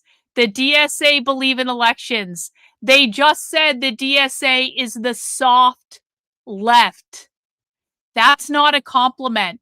They're basically like saying, oh, that's nice. You guys are trying. That's nice. You still believe in elections. That's elections uphold capitalism. That is what they believe. Elections uphold capitalism. When people get elected to office, they get sucked into the capitalist system. They assimilate to capitalism. That is why they just called the DSA the soft left. Listen. That spreads coast to coast the way it did in 2020. And then at that point, it's like, what do you have in place ready to go? I remember for many years, this debate we've had with like what I sometimes call the soft left, right? The DSA, people that have basically had sort of a much more passive approach to revolutionary politics and tactics. Well, it's not really revolutionary politics or tactics. They've said to us, you can't have a strategy that just hinges on some kind of mass uprising. Like, so there's going to be some kind of epic social explosion and the people pour into the streets. This was something that I remember people saying like in the 2010s, 2016, 2018. And we said, we do have a tactic that's based on like the role of the masses. Like that for us is the agent of change. We do live in a period where this kind of thing happens. And since then, of course, you've had, I mean, in 2019, it was like a quarter of the countries on earth had mass uprisings. I mean, it was all over the world. In 2020, we saw it in the US. In 2026, it's happening now. I mean, you can see we live in a revolutionary epoch, and that's no longer such a controversial point. So the question of what does that mean for our tactics and strategy, for the way we spend our time and energy? What are we trying to build? What kind of general staff of a mass movement? You know, how do you prepare that? How do you arrive at that? That's basically what does determine our, you know, it's Bolshevism in the modern era. We have a three-pronged strategy. You know, we have an ideological battle against the capitalist class. That's why we emphasize the question of theory and why we answer all the arguments and the misinformation put out by the bourgeois. We have we believe in a battle in the political sense as well. And if we were larger, we ourselves would be running candidates in the elections. We would use the elections to raise our ideas and use it to help to organize people. And we believe that that in a struggle that encompasses at the workplaces and in the streets, right? So we're not ceding any territory, against the class enemy. We have to fight the class enemy everywhere because they are everywhere. Yeah. But the question is what do you do in those arenas? What do you say in those arenas? And I think the part of the problem that we've been discussing about the question of the DSA since they got so much larger is that they make all sorts of concessions, ideologically and theoretically, concessions on the electoral arena, and concessions otherwise as well. And that is not going to allow the movement, if we go the path that they're going, it's not going to allow the movement to achieve what we want, which is achieve victory, right? Achieve a social. But by the way, we had put out a number of years ago, we put out a slogan, socialism in our lifetime. My understanding is the DSA now also has a t-shirt. It says socialism in our lifetime. The DSA but if you want to copied them. achieve socialism in our lifetime, it's not just a question of an emotional thing or doing what feels good. You actually have to look at it scientifically. How do we get from where we are to there? Yeah. Well, I think the dominant electoral strategy that we're seeing in DSA and like these self-described democratic socialist candidates is really quite a narrow, pragmatic one that's basically playing by the rules of the game. Like it's conventional electoral politics in a bourgeois sense. And that's really our critique of it. Sometimes the debate has seemed to focus around the question of the ballot line, because especially when you had the first wave of DSA electoral victories with like AOC and you got the squad in and, Sanders had all that momentum and. No, they're not trapped by ideological purity in any way. No, they aren't. In fact, they are highly effective at what they're doing. If anything, the right is more trapped by ideological purity in regards to like adherence to supporting Israel above all else than these guys are. Hey, old sub! You already gave 20 channel memberships today, bro. You're throwing an additional 5? Thank you so much, everyone. W's in the chat to old sub. Getting us within 30 of our goal. How cool is that? Guys, if I've taught you anything new today, please feel free to show your appreciation by donating some channel memberships. That would be rad. To be sure, that was a way that the term socialism got placed on the table and it kind of ushered in this new period. But the question of running candidates on the Democratic Party ballot line, for them, they were saying, it's not a big deal. We're just using that apparatus of the party. We're just using their ballot line so that we can get socialists elected. And then we're going to build our influence and we're going to build capacity. We're going to have more people. Shika Lago in with the membership. Appreciate you very much, bro. W's to you, my friend. And those kinds of arguments are now, I think, even stronger. I mean, they're making those arguments even more insistently now after the recent string of electoral victories. And this is precisely that point where it feels like sometimes we're at cross purposes or like speaking different languages. Like it's a question of what are you after? What's the goal, right? And as you say, like if the goal is achieving socialism, by that we mean like the step of establishing a workers' state that would plan the economy, that would confiscate the Deets in with the channel membership. W's to you, my friend. Appreciate that very much. Okay, I'm going to back this up a little bit because he's about to explain to you what the revolutionary communists of America mean when they say a socialist world. Now, again, the revolutionary communists of America are economic Marxists. That makes them fundamentally different than a lot of groups that we watch on the far left. They are kind of like the revolutionary communists of America, the RCA, are kind of a little cult-like group on the left. They are highly organized. They are growing rapidly. They are actively recruiting almost every single day. So they are highly effective at what they do. But I also want people to understand that they are kind of a unique group on the left in that they are a little cult-like in their behaviors, and they are also distinct from many other groups that we watch on the far left. So you have to understand what they believe specifically, and what they believe specifically is not necessarily what other far left activists believe. Sometimes it is, and sometimes it isn't. And this is precisely that point where it feels like sometimes we're at cross purposes. Oh like gosh, Little Miss, I'm so sorry, bro. I'm so sorry I didn't see it. W's to you, my friend. Thank you so much for the gifted channel membership. My apologies for the oversight. In different languages, like it's a question of what are you after? What's the goal, right? And as you say, like if the goal is achieving socialism, by that we mean like the step of establishing a workers' state that would plan the economy, that would confiscate the banks and monopolies, right? If you have the Fortune 500 companies and you can start to plan that, now you have basically what 2/3 of the US GDP is in the hands of a planned economy that would have abundant resources to radically transform people's standard of living in a very short space of time. And so that would be the basis for the beginning of a transition to socialism. If you ever want to arrive at that, then it's clear that what kind of struggle is it going to take before you can be at the doorstep of that kind of scenario? It's not going to be running regular like progressive campaigns that are going after, sort of tax the rich initiatives. It has to be a strategy that involves the masses. Like it has to be the way you pursue your electoral strategy has to be an extension of the class struggle, of the rest of the class struggle, including mass mobilizations on the streets. The people that are in Congress would have to see themselves as kind of the wing within those halls of power of a mass revolutionary movement on the outside. And they wouldn't be horse trading with the other members trying to get agreements with the governor and trying to negotiate, give a little here in order to get, they would be in there to be like a burn it down thorn in the side of everybody else in that chamber and saying, we are against all of you, and expose you all, basically addressing all of the bourgeois parties. All of you are instruments of the Epstein class. Giving these all of the bourgeois parties means the Democrat Party, guys. The bourgeois parties mean the Democrats and the Republicans, and quite frankly, the DSA too, because the DSA are co-opting the Democrat Party, which the RCA believes that when the DSA co-ops the Democrat Party, they will be sucked into the capitalist system. Agreements with the governor and trying to negotiate, give a little here in order to get, they would be in there to be like a burn it down thorn in the side of everybody else in that chamber and saying, we are against all of you, and expose you all, basically addressing all of the bourgeois parties. All of you are instruments of the Epstein class.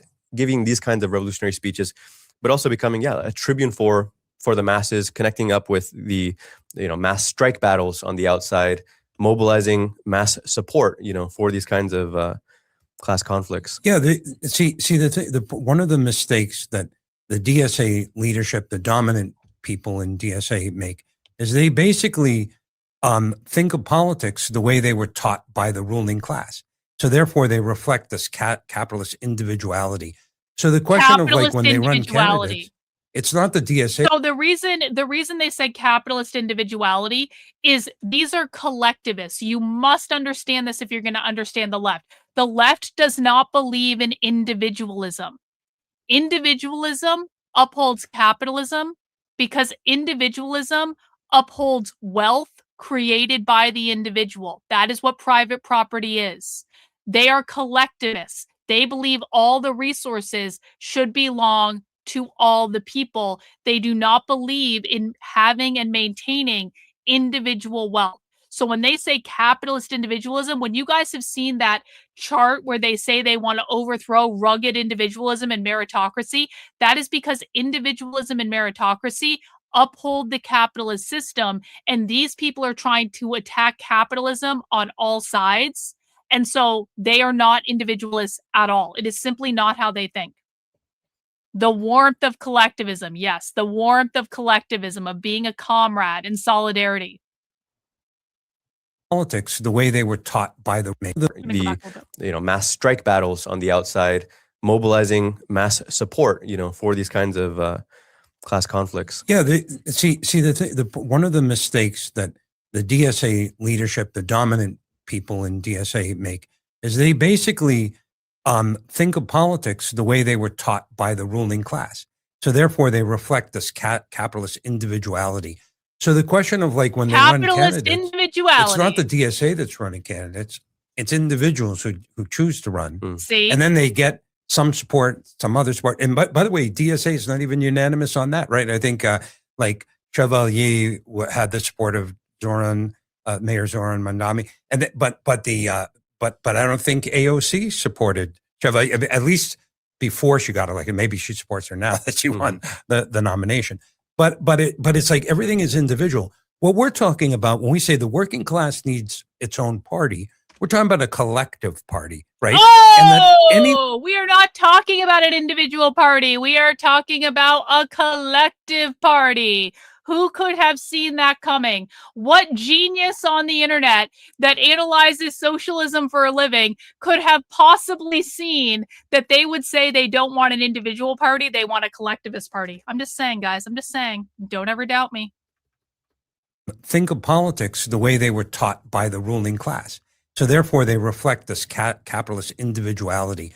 So the question of like when they run candidates, it's not the DSA that's running candidates. It's individuals who choose to run. And then they get some support, some other support. And by the way, DSA is not even unanimous on that, right? I think like Chevalier had the support of Mayor Zoran Mandami. And but I don't think AOC supported Chevalier, at least before she got elected. Maybe she supports her now that she won the nomination. But it's like everything is individual. What we're talking about when we say the working class needs its own party, we're talking about a collective party, right? And that anyone who runs as a candidate of the working class party, it's not about them choosing to run. It's about the party choosing to run and who the party chooses to run in that seat. You know, people get angry. The DSA members get angry. They say, we have no control over our electeds. Of course you don't have control, because they accede to bourgeois individuality and the whole bourgeois conception of politics. They're not starting from the DSA is in the bourgeois conception of individuality. They're calling the DSA capitalist, guys. They're saying because the DSA is playing in the capitalist system of elections, the DSA are the literal bourgeois. They don't care. Stop owning the libs. They don't care.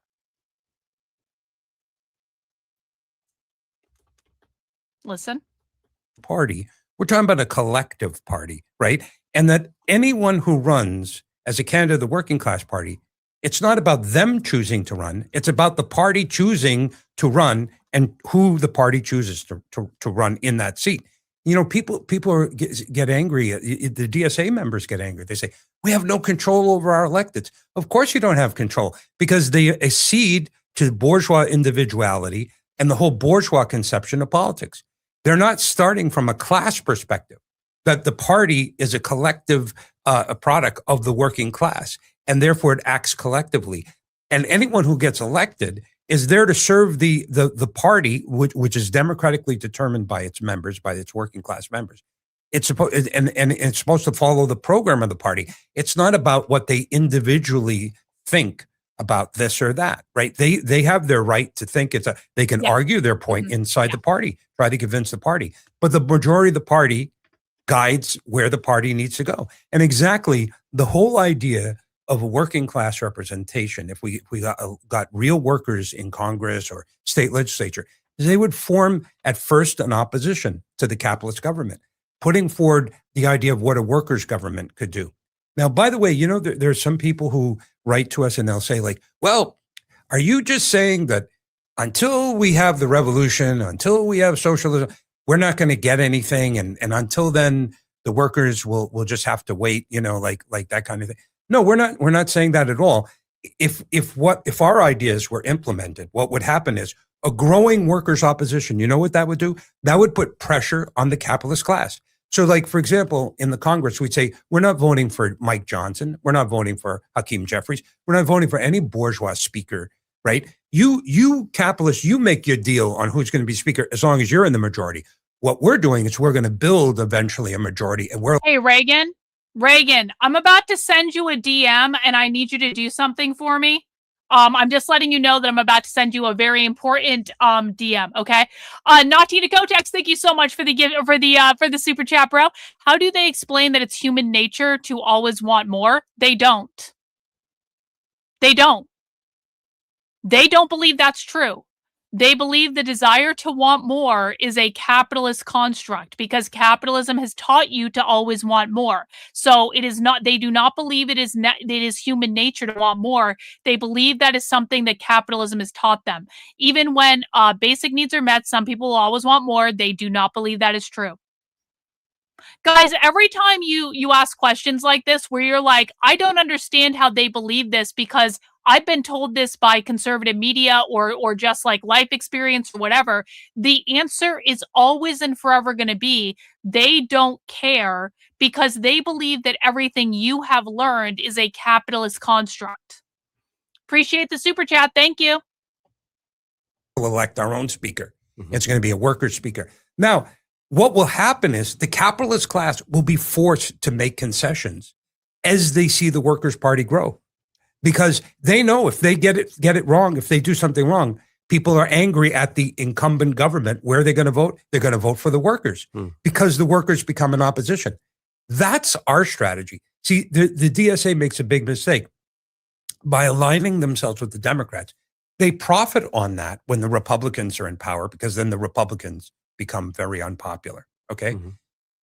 Fine. Right now, the DSA is on a rise, just like when Trump was in his first term.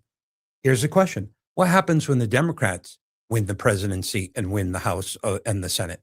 And the Democrats, then the DSA, being part of with that wing of the ruling class, that wing of the ruling class will not be so popular. People will turn on them. And that's exactly what happened with Biden, right? That's exactly what happened. Because, yeah, everyone says things are horrible today. It is horrible. And Trump is horrible. But Trump is horrible because he's leading American capitalism, and American capitalism is in crisis. Were things better when Biden was there and he was running American capitalism? See, it's a systemic problem. Were things better when Biden was there and Biden was running American capitalism? Because, guys, the president of the United States runs the capitalist system. If the United States government is a capitalist system, then it is run by the president. The United States president is leading the capitalist system. If the U.S. Constitution is built on capitalism, then the president is administering the capitalist system. Okay. These guys do not want the presidency to exist. The presidency is a hierarchy. They don't believe in hierarchy. So for everyone who asks me, well, were they doing this when Biden was president? They hate Biden as much as they hate Trump. Biden is just as much a capitalist as Trump was. They were recruiting heavily under Biden. They expanded the RCA dramatically under Biden. That clip that we watched earlier, this one, of them calling to overthrow the government, this was recorded in 2023 when Biden was in the middle of the presidency, okay? These people did not support Biden. They did not vote for Biden. They did not vote for Kamala Harris. They are not Democrats. They don't like Democrats. They don't want to be Democrats. Like, I need to make this clear because we always have people who are very confused by this and they say things like, oh yeah, Karlyn, who did they vote for then? No one. They believe both the parties are bourgeois parties. Both the parties uphold capitalism. Again, listen. Because they know if they get it wrong, if they do something wrong, people are angry at the incumbent government. Where are they going to vote? They're going to vote for the workers because the workers become an opposition. That's our strategy. See, the DSA makes a big mistake. By aligning themselves with the Democrats, they profit on that when the Republicans are in power because then the Republicans become very unpopular. Okay? Fine. Right now, the DSA is on a rise, just like when Trump was in his first term. Here's the question. What happens when the Democrats win the presidency and win the House and the Senate? And the Democrats, then the DSA, being part of that coalition with that wing of the ruling class, that wing of the ruling class will not be so popular. People will turn on them. And that's exactly what happened with Biden, right? That's exactly what happened. Because, yeah, everyone says things are horrible today. It is horrible. And Trump is horrible. But Trump is horrible because he's leading American capitalism, and American capitalism is in crisis. Were things better when Biden was there and he was running American capitalism? See, it's a systemic problem. It's not a question of individuals. Yeah, and that's why you need to have, if the candidates that are running are It indistinguishable. is a systemic problem, and when they say the term systemic, they mean capitalism. Anytime you hear the word systemic, that is referring to the capitalist system.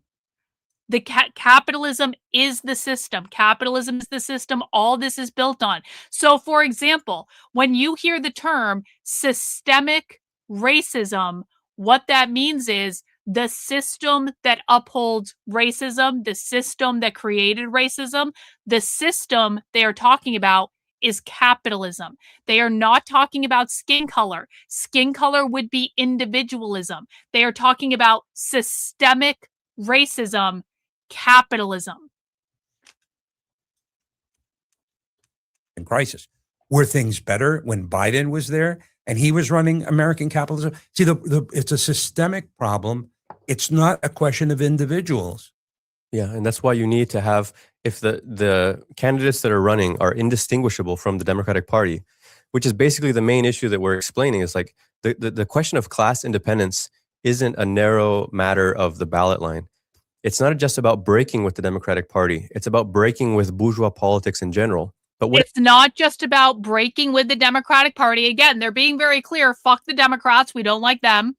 But they also want to get rid of bourgeois politics in general, politics that upholds the current system of government. Are you guys learning how to code switch in your head?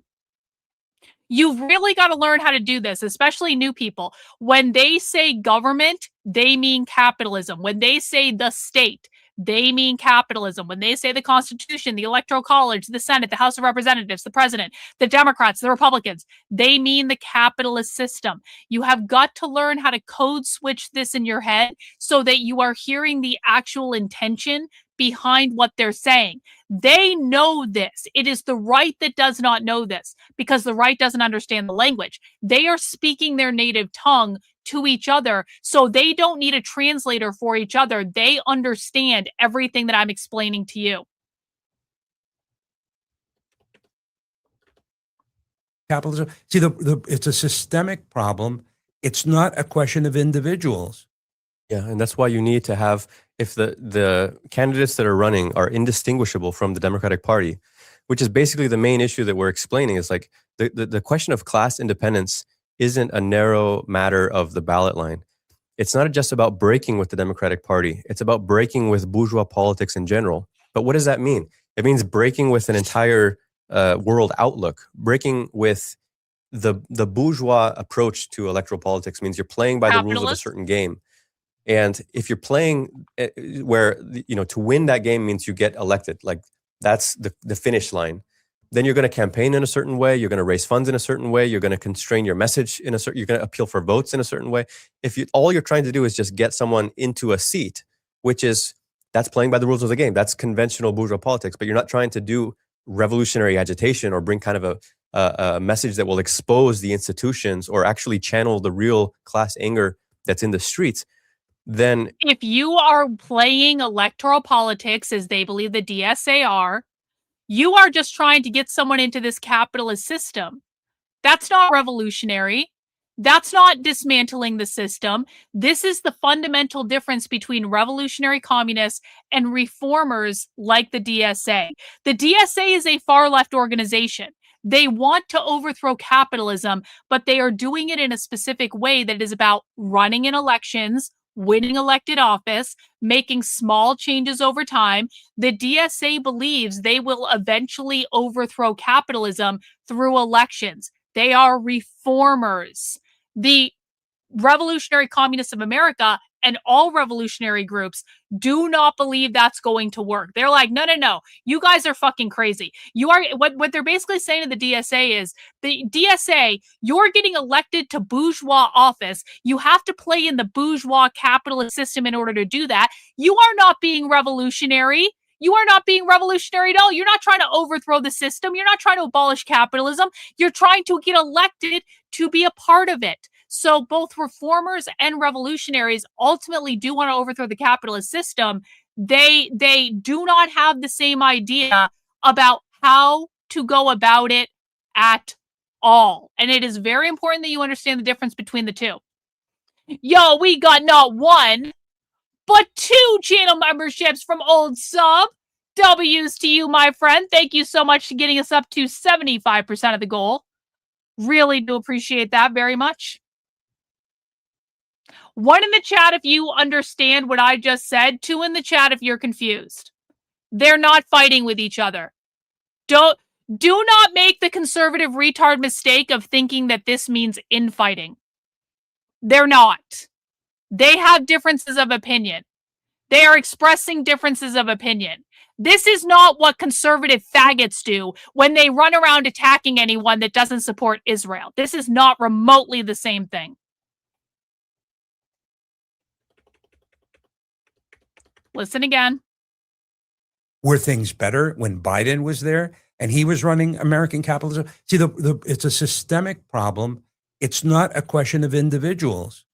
Yeah, and that's why you need to have, if the candidates that are running are indistinguishable from the Democratic Party, which is basically the main issue that we're explaining, is like the question of class independence isn't a narrow matter of the ballot line. It's not just about breaking. Okay, I want you to understand this. I want you to hear what I'm saying very clearly. I understand this is new information to you. The reason you are confused about this is you have been lied to by every conservative pundit and commentator and journalist that has incorrectly told you that communists and Democrats are the same thing. The reason this is confusing and that you do not understand that revolutionary socialists are not the DSA and the DSA and revolutionary socialists are not the same as Democrats is because you have been lied to by the people that you trusted to inform you. It is deeply important that you understand this. I understand that this can be confusing to people who are hearing this information for the first time, and that's fine. Ask questions. We will work to help you understand it. But the reason you are confused about what you are hearing is that you have been lied to. And that's why we listen to things over and over and over again. So people who have been lied to can come here, hear them say it directly. This is not coming from me. This is coming from them. And I want you to hear it over and over and over again so that you really start to understand how much right-wing media has lied to their audience and misinformed their audience about who these people are and what they believe. Were things better when Biden was there and he was running American capitalism? See, it's a systemic problem. It's not a question of individuals. Yeah, and that's why you need to have, if the candidates that are running are indistinguishable from the Democratic Party, which is basically the main issue that we're explaining, is like the question of class independence isn't a narrow matter of the ballot line. It's not just about breaking with the Democratic Party. It's about breaking with bourgeois politics in general. But what does that mean? It means breaking with an entire world outlook. Breaking with the bourgeois approach to electoral politics means you're playing by the rules of a certain game. And if you're playing where, to win that game means you get elected, like that's the finish line, then you're going to campaign in a certain way. You're going to... No, Sonic over on Rumble says, isn't that kind of a distinction without a difference? No, it's not. No, it's not a distinction without a difference at all. And if you think that's what I just said, rewind and listen to me say it over and over and over again until you are no longer retarded. Sorry. Raise funds in a certain way. You're going to constrain your message in a certain. You're going to appeal for votes in a certain way. If all you're trying to do is just get someone into a seat, that's playing by the rules of the game. That's conventional bourgeois politics. But you're not trying to do revolutionary agitation or bring kind of a message that will expose the institution. If you're trying to get into elected office, you are not doing revolutionary agitation. You are trying to become part of the capitalist system. That is what they are saying. Thank you, Little Miss, for the super chat. Remember when we had the battle with James Lindsay misinforming large groups and Bot almost got him to admit it? He did admit it. He did. He did.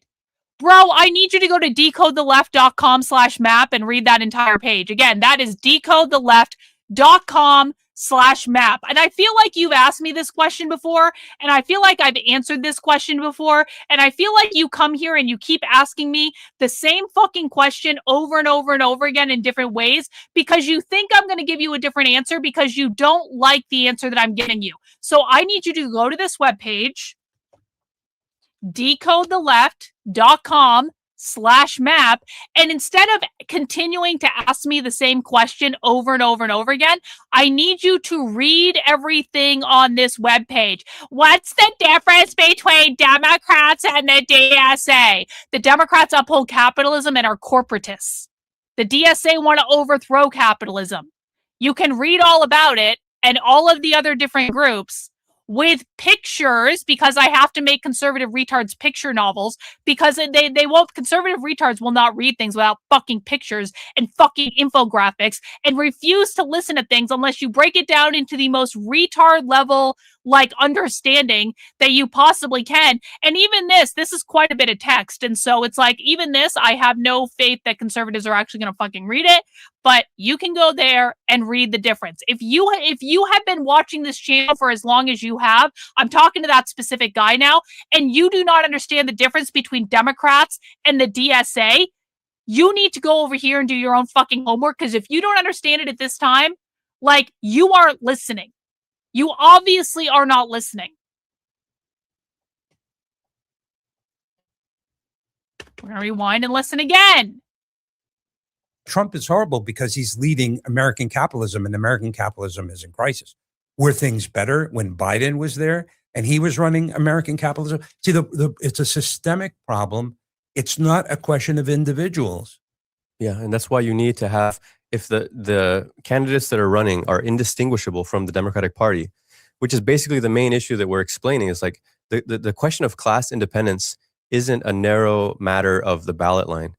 It's not just about breaking with the Democratic Party. It's about breaking with bourgeois politics in general. But what does that mean? It means breaking with an entire world outlook. Breaking with the bourgeois approach to electoral politics means you're playing by the rules of a certain game. And if you're playing where, to win that game means you get elected, like that's the finish line. I think the unions need to be abolished. The unions need to be completely abolished. The unions are controlled by the far left. The unions are used almost exclusively for far left organizing. The unions need to be abolished. All of them. 100% of them need to be abolished. Then you're going to campaign in a certain way. You're going to raise funds in a certain way. You're going to constrain your message in a certain. You're going to appeal for votes in a certain way.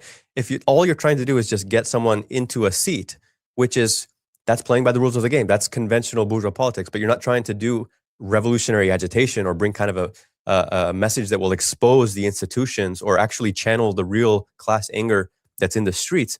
Then you're not going to be. I'm sorry, I just don't take this seriously, and these people seem more delusional than anything. How fucking stupid are you, Jose? Obviously, you're brown, and so we have to hold you to certain, like, IQ expectations. I don't expect you to be as smart as a fucking white person, but how fucking stupid are you? How stupid are you?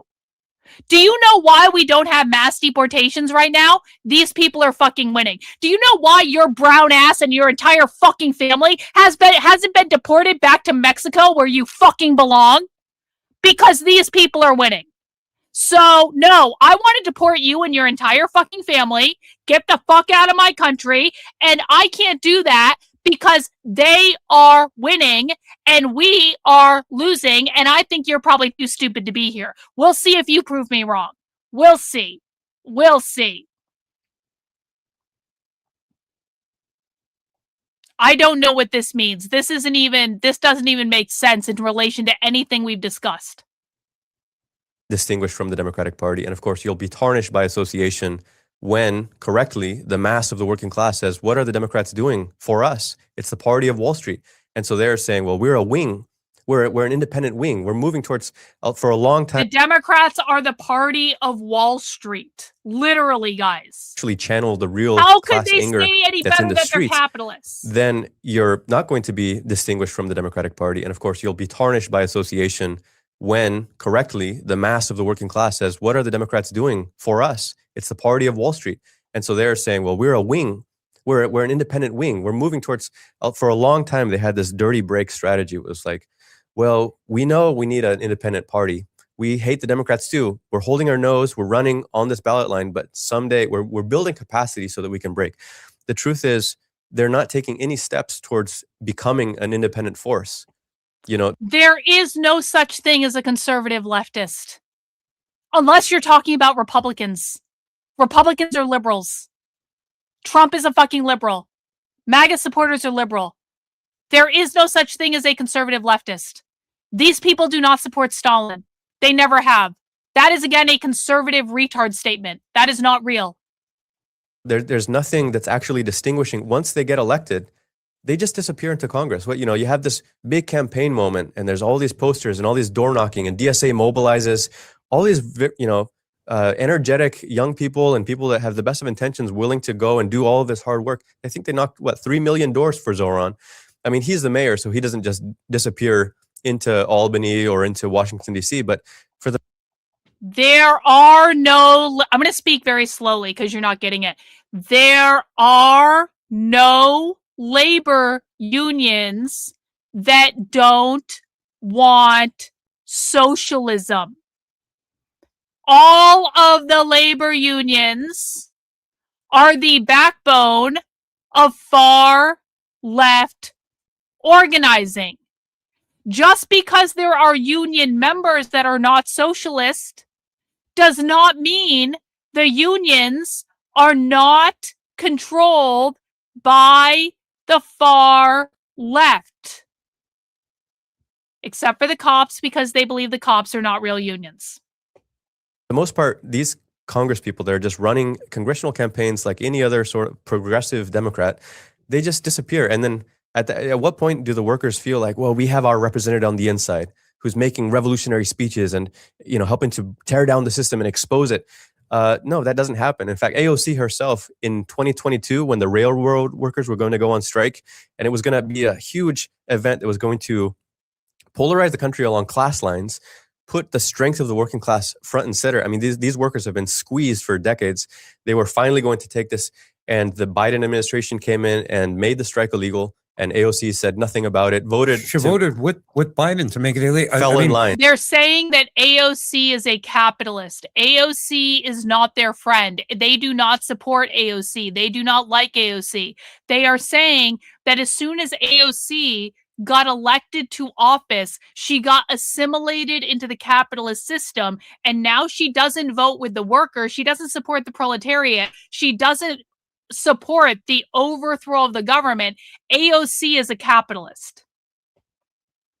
Yeah, it is. I know it can be disturbing for people to hear how much conservative retards have lied to them, but sometimes we just have to hit them in the face with it. And this is why, guys, I yell and I shout, because sometimes literally conservatives need to be smacked in the face with the truth because they don't shut the fuck up and listen if we don't listen. Revolutionary speeches and, you know, helping to tear down the system and expose it.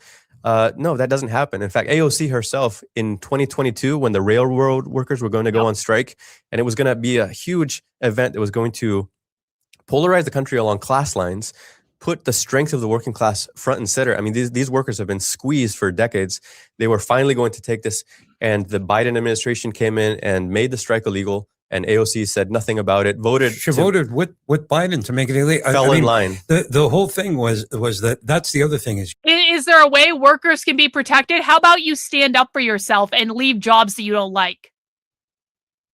That's how can workers be protected unless they form a fucking mob to do it? How about if your job is treating you badly, go get another fucking job? How about you start your own business so you don't have a boss telling you what to do? How about you take some personal fucking responsibility for the decisions that you make? And if they don't work out the way you want them to, you make different fucking decisions. I have never been in a union in my entire professional career. And do you know what I did when my boss was treating me badly? I quit my job and got a fucking another job. And then when I was sick of working for other people, I started my own business. You do not need a union to protect you. You just need to grow a fucking pair. And if you don't like your job and you don't like your boss, get the fuck out and go somewhere else. You'll see sometimes these people, if they don't need their vote, then they allow them to do a showcase vote. Because like Tlaib voted correctly on that because they didn't need her vote. Probably if they needed her vote, they would have pressured her, and she would have voted accordingly, according to the way AOC did. You know, but it's like this happens all the time. This is just pure bourgeois politics, pure Capitol Hill theatrics. Yeah, and so the question of class independence is about having, if you understand the political conflict of our time as holy shit. I just realized that the communists believe that the mecca of capitalism is literally called Capitol Hill. Like, I cannot believe I didn't make this connection before. Capitol Hill is the foundation of the literal capitalist system in their minds. That's funny. That's funny as shit, actually. But it's like this happens all the time. This is just pure bourgeois politics, pure Capitol Hill theatrics. Yeah. And so the question of class independence is about having, if you understand the political conflict of our time as a struggle between two classes, then of course you wouldn't associate with the enemy class. Our historic goal is to sweep away that enemy class and all its institutions, its parties, and its worldview. And so the first step you have to take is to break in order to have some kind of an independent force that can, raise a banner and say, we are not like the rest of them, and we're here to fight against them, to expose them, to use every injustice. I mean, every single person that's killed by ICE, and it's happening more frequently. We were just earlier this week, somebody was killed in Maine, in a small town. Biddeford, right? Maine, yeah. Yeah, I mean, a town of 5,000 people or something like that. Something like that. Yeah, it's not a very large town. Yeah, someone was killed in Houston, I think, the week before, wrongly, because, I mean, it's just, you're seeing these atrocities. Oh, by the way, the guy in Maine, I think Mullen said that he wasn't even the person they were trying to serve the warrant on. Yeah, no, they made a mistake. Yeah. But what is that? What we're talking about is the state is basically killing people, right? You're supposed to be innocent until proven guilty. Your day in court. These people are getting capital punishment before they're even arrested. They're not even arrested, right? They're killed before they're arrested. Yeah.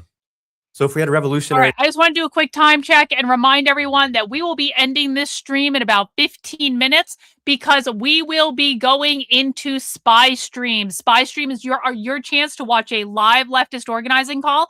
Tonight, we're going to be watching a Spy Stream with socialists talking about doing anti-ICE organizing. So these are real socialists, self-professed socialists, talking about what's next in their anti-ICE plans. If you have never been to a Spy Stream before, it's going to be a great one. If you are a new YouTube channel member, you can find the Spy Stream information on the post tab. I posted the link earlier today. If you're a member on Substack, Locals, Patreon, or a Twitter subscriber, you can find the link there. We will be moving into Spy Stream very soon. I just want to remind everyone, we are still a little bit short of our channel membership goal. If I have taught you anything in the course of this stream, if I've shown you information no one else on the internet is showing you, help me get to 100 new channel members today. That's 100 more people that can come to Spy Stream because it is a supporter exclusive. We are 24 shy of the goal currently, and I hope we can make that up in the next 15 minutes. They were part of a class independent wing within Congress.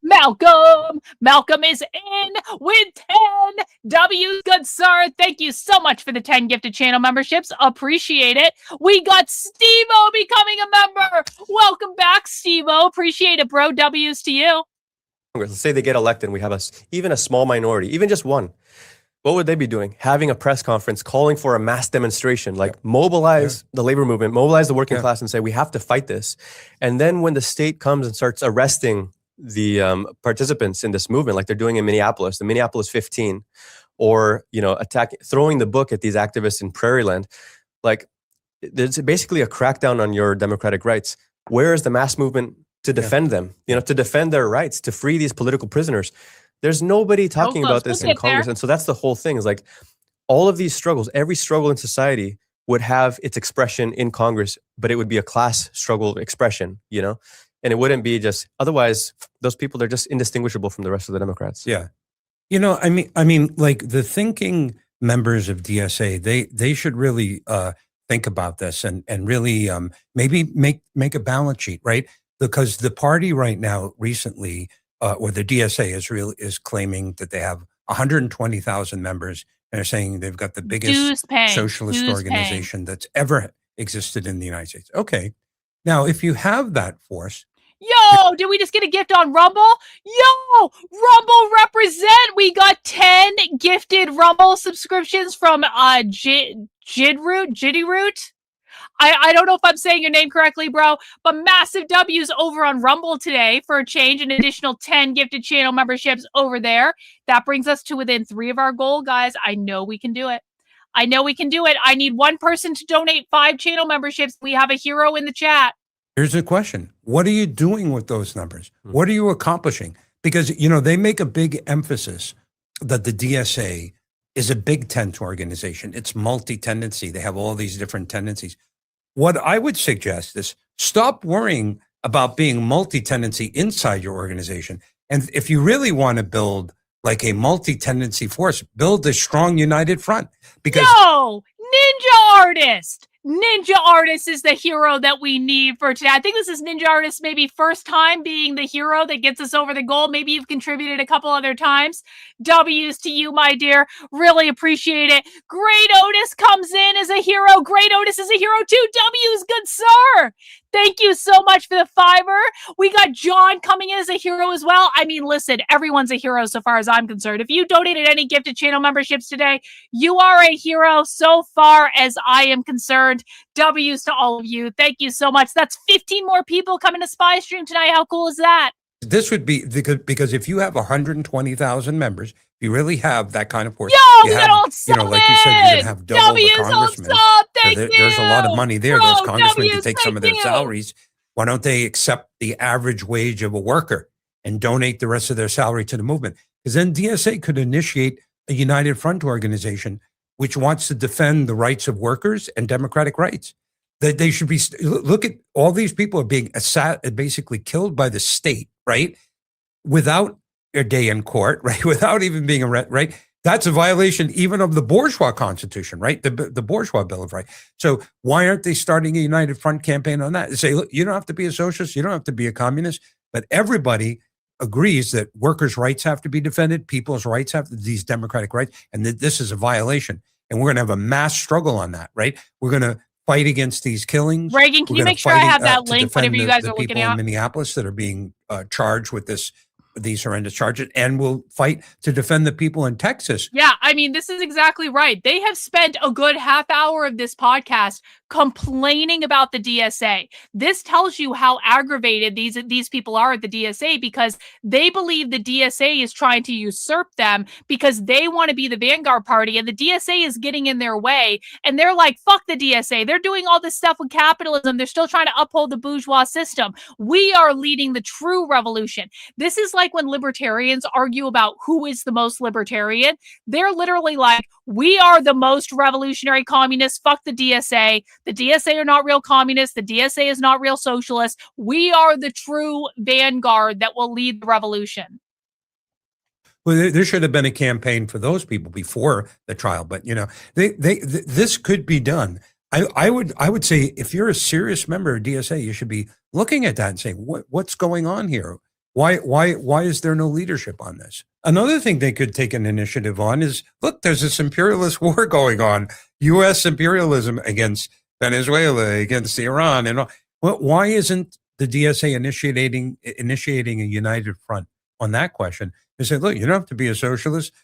All you have to do is be against these imperialist wars and against the U.S. imperialist aggression. Mm-hmm. Unite. They could form such a thing, and they'd have all these congressmen to help out, right? Yeah. It's a serious weakness. You know, if I would give some advice, I would say spend less time telling us that you're the biggest socialist organization and actually try to show something for it.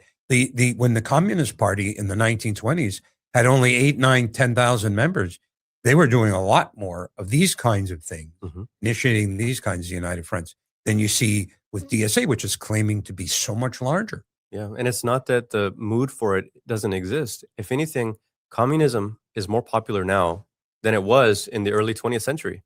I think, and socialism, I mean, forget about it. The vast majority of young people favor socialism outright to capitalism. The new polls from Cato that we've been discussing a lot, they're historic. I mean, we've become kind of accustomed to these kinds of polls that say, oh, how many million young people are in favor of socialism? Like, let's not get blasé about the implications of this. There was one, if you break it down by the actual number of people that are in Gen Z and the millennial generation and basically all the different age segments, the number of people who have a favorable view of communism across all age groups is closing in on 60 million people in the United States. I mean, talk about the potential that you have. Those are people that are not afraid of communism. Not only that, if you have a favorable view of the hammer and sickle, what does that tell you? It means they're looking for the most radical rejection of the system, of the status quo, of both parties. They're not the Red Scare has no impact on these people. And so, yeah, we need a new Red Scare. We need a new era of McCarthyism. That's what we're trying to do here. I want everyone to understand this. We are leading the new McCarthyism. We want to make communists constant. My goal. Maybe this is a good place to end the stream before we move into Spy Stream. Let me just get this member chat from Ninja Artist. Thank you for being a member of the channel for 8 months. Making new flyers I will upload to the Discord later. I need to hear people's feedback. Yo, I will definitely make sure you get some feedback on that, Ninja Artist. Thank you so much for what you're doing. Guys, I want to be very clear about this. Part of the problem that we are dealing with in America right now is that communists are no longer afraid to be communists. Socialists are no longer afraid to be socialists. And by the way, they use those two terms interchangeably. This is not a socialism as a transitionatory mechanism to communism sort of thing. They use those terms interchangeably. So that's why I use them interchangeably. Republicans seem to be under this deluded notion that communism is perceived badly by the general public, that socialism is perceived badly by the general public.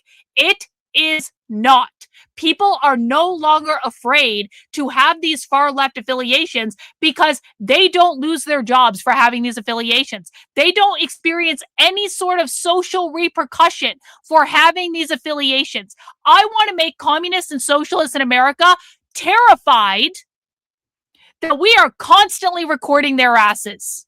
I want them to be paranoid every single time they have a meeting that we are recording them and that we are going to get them fired from their fucking jobs for being communists. They are going to be socially ostracized for being communists. They don't have this fear right now because the era of McCarthyism has no impact on today's modern leftist activists. We need to make the Red Scare great again. I want these people to be terrified to show up in public saying, I am a communist and we want to overthrow the government.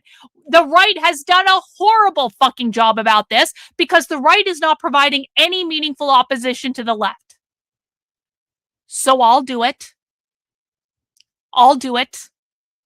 I will be the new McCarthy in this country. And as evidenced by the fact, for people who don't know, last year, when I got Tom Alter fired from Texas State University for being a communist calling to overthrow the government, I was the first person since the McCarthy era to get a college professor's tenure revoked for saying on video he was a communist trying to overthrow the government. That was me. No one else has done that shit. We need to replicate that over and over and over by recording all of their fucking meetings, or as many as we can, by going undercover at their events, getting their stuff in person, showing it to the world, and exposing them over and over and over again. And that is what we are doing now. We are going to end this stream. We are going to move into Spy Stream, where we are going to record their live meeting about what they're doing to work against ICE and impede the operations of ICE. We are recording this shit in real time. And if they say anything crazy or illegal or just patently absurd, we will release that information to the public.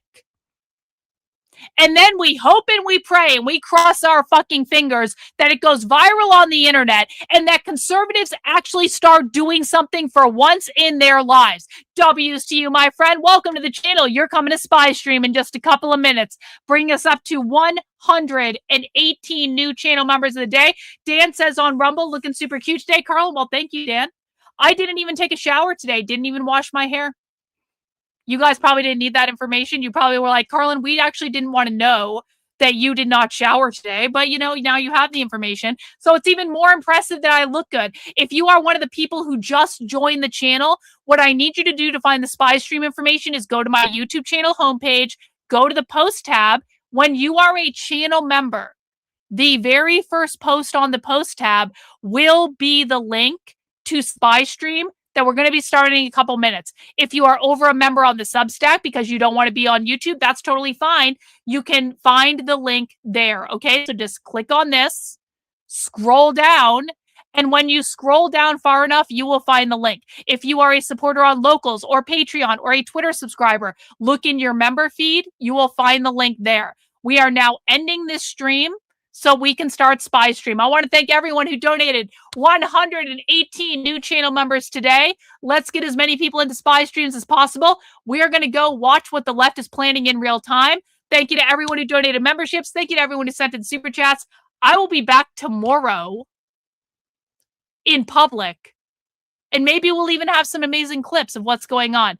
Guys, I will see you on the flip side. It takes me just a couple minutes to start up the Spy Stream on the other end, and I will see you on the supporter stream in just a couple of minutes. Bye.